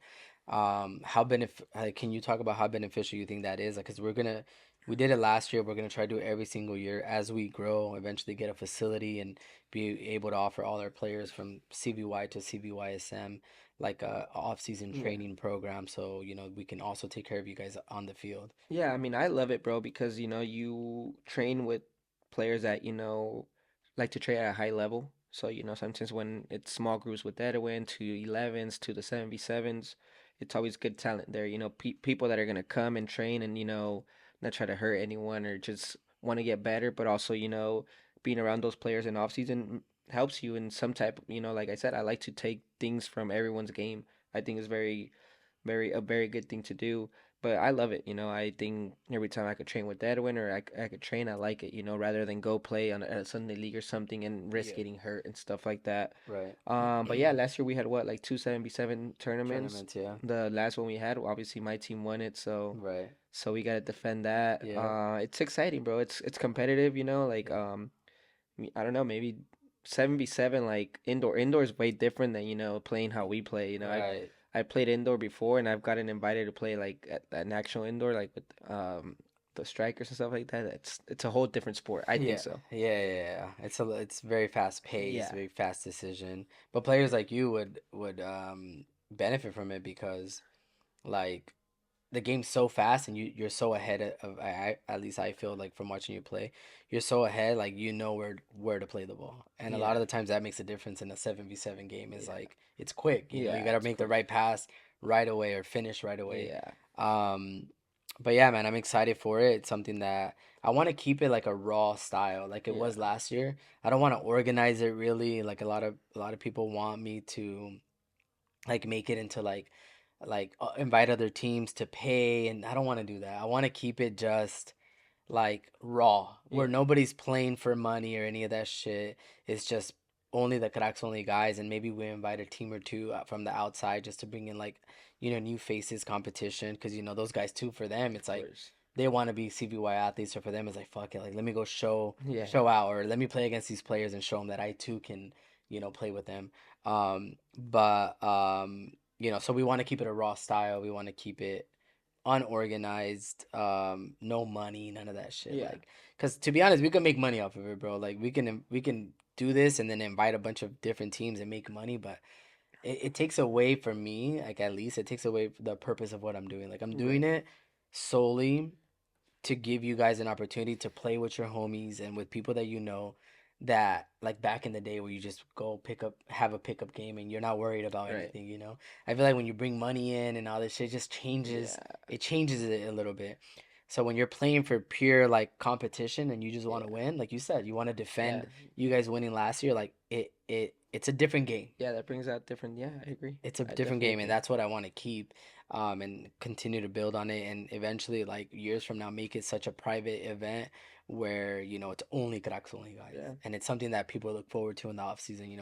As like you said, the game's changing. Like there's a lot of like you said, the Sunday league. It's like a whole different sport. Like there's different parts of the game that are different from actual like a 11 aside. And these games can get people excited to come in the off season when they're not playing the 11 aside.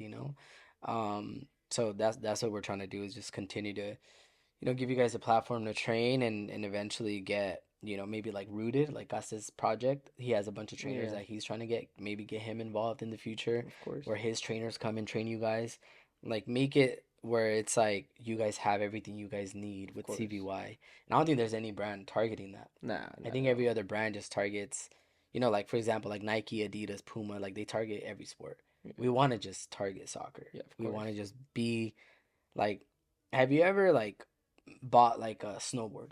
And you're not gonna buy a snowboard from Nike, or Of you're not course. gonna buy uh uh like a snowboard jacket from Nike. Maybe you'll go to like Columbia, or you'll go to like I don't know, whatever else one, and they're so specific to that, and those that's gonna be like the That's the quality, quality. right? Yeah. It's the same thing with CVY. I want soccer players to come to us because they know like we are the soccer For brand. sure. Like yeah, you can buy from these other brands, but this brand specializes in soccer, so they're gonna make sure that everything they make is for the footballer, and that's what we want to No, build. I agree, bro. And I hope that within the next few years, like we are that brand to the general market where people are like, fuck, like, yeah, we need a, like, my kid needs a swaggy shirt to like our fucking soccer dinner, Yeah. and they Something. fucking come to CVY because they Yeah. know that's like the swag. You know what I'm saying? Or you just show up to any like soccer event where you're like, oh, I'm gonna wear this because someone's gonna compliment it for sure. You know. Exactly. Yeah. Exactly.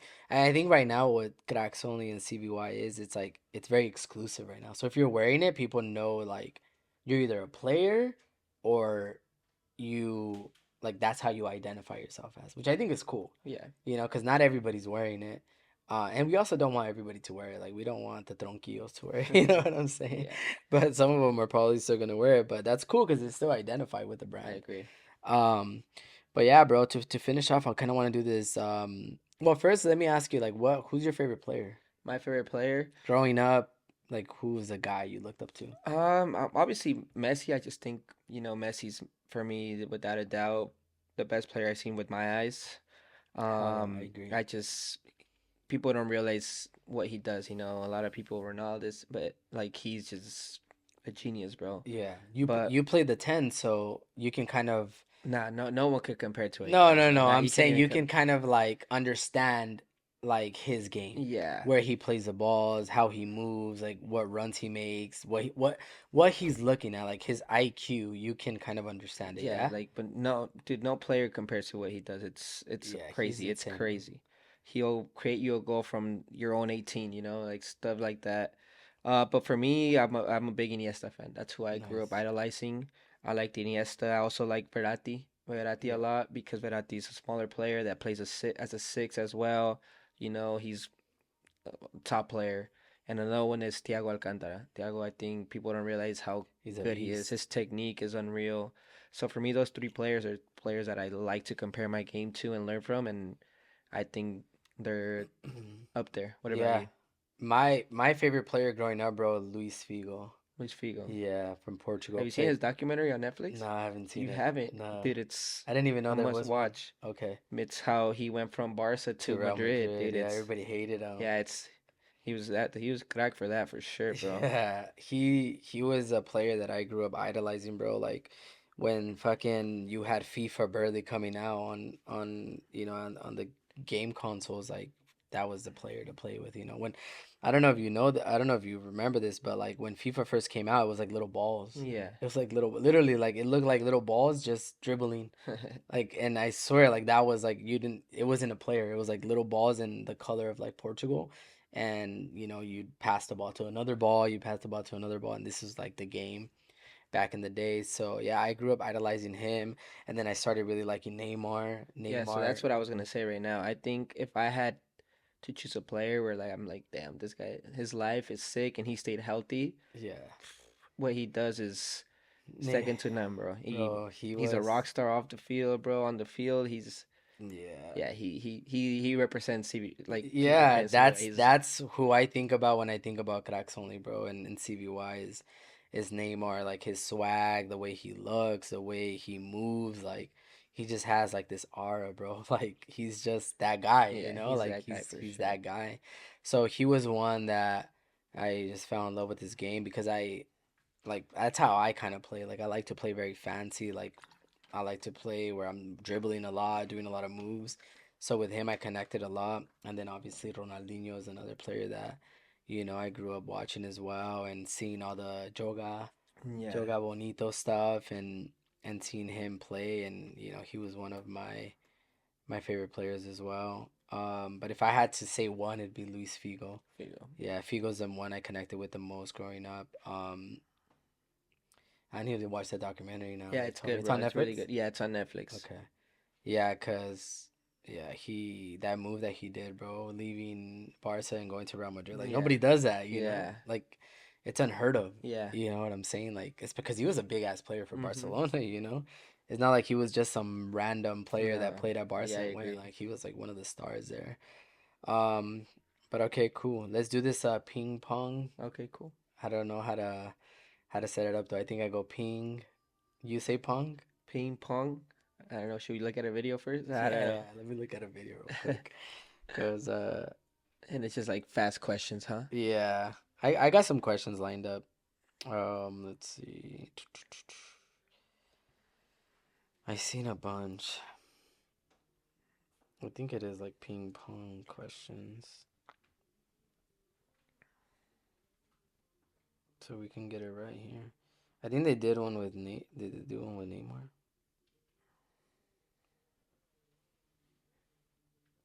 Neymar's a crack, bro.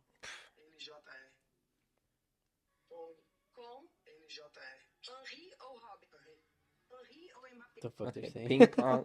So you say ping, I say pong, and then you say with, and then I say my name. Yeah, Cool. yeah. All right, you ready? All right. Ping, Pong, gone. José Carrera, All right, hermano. Real Madrid or Barcelona? Barcelona. Why? Just I grew up in that era where they played the tiki taka, and I'm a smaller player, so I have always identified with their type of soccer. Nice. Okay. Are you in a relationship, single, Single. complicated? Single. Okay. Um, Kendrick or Drake? I don't have a preference to be honest. I like a little bit of both. But I don't get into that debate to be honest. I'm not that huge into music like to be like, oh, I like Yeah. this guy way more. Okay. Chivas or America? Chivas. Chivas. Why? Why Chivas? I just grew up a Chivas fan, Omar Bravo, Bernardo Medina, Bofo, Ramoncito, those were the guys I grew up watching. Nice. What is your favorite food? Favorite dish? Mariscos. Mariscos. I could Ooh. eat mariscos any time of the day, any day. Like aguachile, De todos, de ceviche. You like todos. oysters too? I love oysters. De Dang. todos. Dang. Okay. And favorite song? Favorite song? Um, Favorite song. Let me see right now. I really like to listen to Bruce Wayne from Peso Pluma. Okay. I think he's a crack too, in terms of if the brand was involved with music. Yeah. Yeah. I know, bro. I gotta get the brand into the music industry. We had like one of the Fuerza writers wear the Okay, socks, cool. but I didn't know he was wearing the socks. I just like somebody sent me the video and he's Yeah. wearing them. I'm like, how did he even get them, bro? That's pretty cool though. So then this next question will be easy. Peso Pluma or Fuerza Regida? um, I like both. I like Okay. both. I don't have a favorite to be honest. You like both their music? Fuerza for me, like I like them more because they're from San Bernardino, Hmm. and I feel like they've really worked hard for where they're at, bro. Yeah, I feel like Fuerza is identifies with CBY of course. because they've been around for a while. They've, dropped some fucking bangers. They kind of were under the radar for a long time. People were not giving them the respect that they deserved. They changed up their genre a little bit. They tried new No, they're things. sick. Yeah, they And collab with the right people and they just work, bro. And and he and gives back to the community as well, which is something cool. I train with his trainer okay. at Six Sense. My boy Nice. Louis, I train with him. He's the one that kills me right now Yeah, in yeah, the off season. I seen that shit looks dope. So he always talks about them as well, and I'm telling you, I love their music. I think they're good. I was at their festival, Yeah, yeah, I at their seen that. festival, like it was pretty cool. Something new and unique, I think. Nice, yeah. I seen you. I was gonna ask you actually this. I seen that you posted the Upland Arena. Oh, like a few weeks back, and it was late.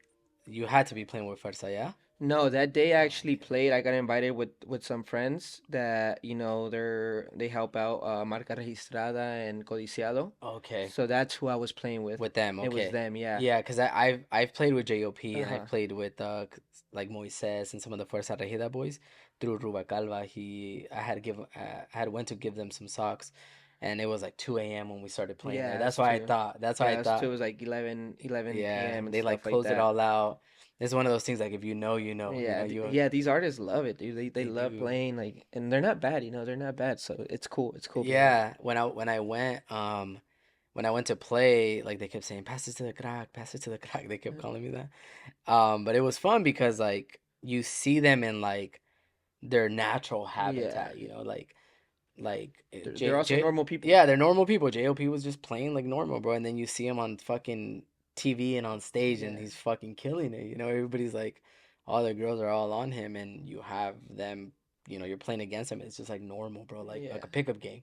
Normal people, which I think is pretty cool when you're able to kind of do both for them. I think this is a space where they get a little bit of that who they yeah. are Of course. truly. That true joy. In psychology, they say that the true joy comes from when you lose track of time, you lose like what's going on around you. You have pure focus on what you're doing, and you're completely like determined on whatever it is that you're doing. And when you're feeling this is where you're feeling pure joy. And for me, the only way I can explain this is playing soccer. Yeah, of Like people course. tell me, "Oh, your pure joy should be your kids," and I'm like, they are. They're my joy, and I love them. But my pure joy, like, is when I'm on the field playing, Yeah, of bro. Like, course. I can't explain it. Like, you get lost. Yeah, You just get lost. You're so focused in the yeah. game. You're not worried about nothing that's You going lock on away from the outside. outside world. Yeah, you're fully in like this, portal, if you will. Just focus on what you're doing, which I think is there's no. I think when I'm designing, I feel a little bit of that about that, but nothing like when I'm actually playing or in the game. And I would say even training, like I feel a little bit of it, but it's not when like I'm playing a game. When I'm Yeah, playing a game, whether it's a pickup game or actual game, like I don't like worry about nothing else other than just enjoying what the fuck I'm doing, which is yeah. pretty dope. Because when I was going through my breakup, and I had just graduated college, that's all I would do is play every day to get my mind off of it, and it did help me, bro. Like it really helped me playing and just getting my mind off of whatever was going on around me, Yeah, like all for the sure. emotions that I felt and stuff like that. But all right, hermano, I want to say thank you so much, bro, for taking the time to come out here and doing this first podcast. I don't know what to call it yet. I think I'm gonna call it Cracks Only Podcast, which I think is dope because I'll interview nothing but cracks. And yeah, so if you can say to the camera your name and maybe say this is I don't know, this is Cracks Only or whatever you want to Yeah. say to the camera there. I'm Jose Carrera. I love being part of Cracks Only. I think the best is yet to come for the brand, and I'm just excited for what the future holds for everyone involved. Cool.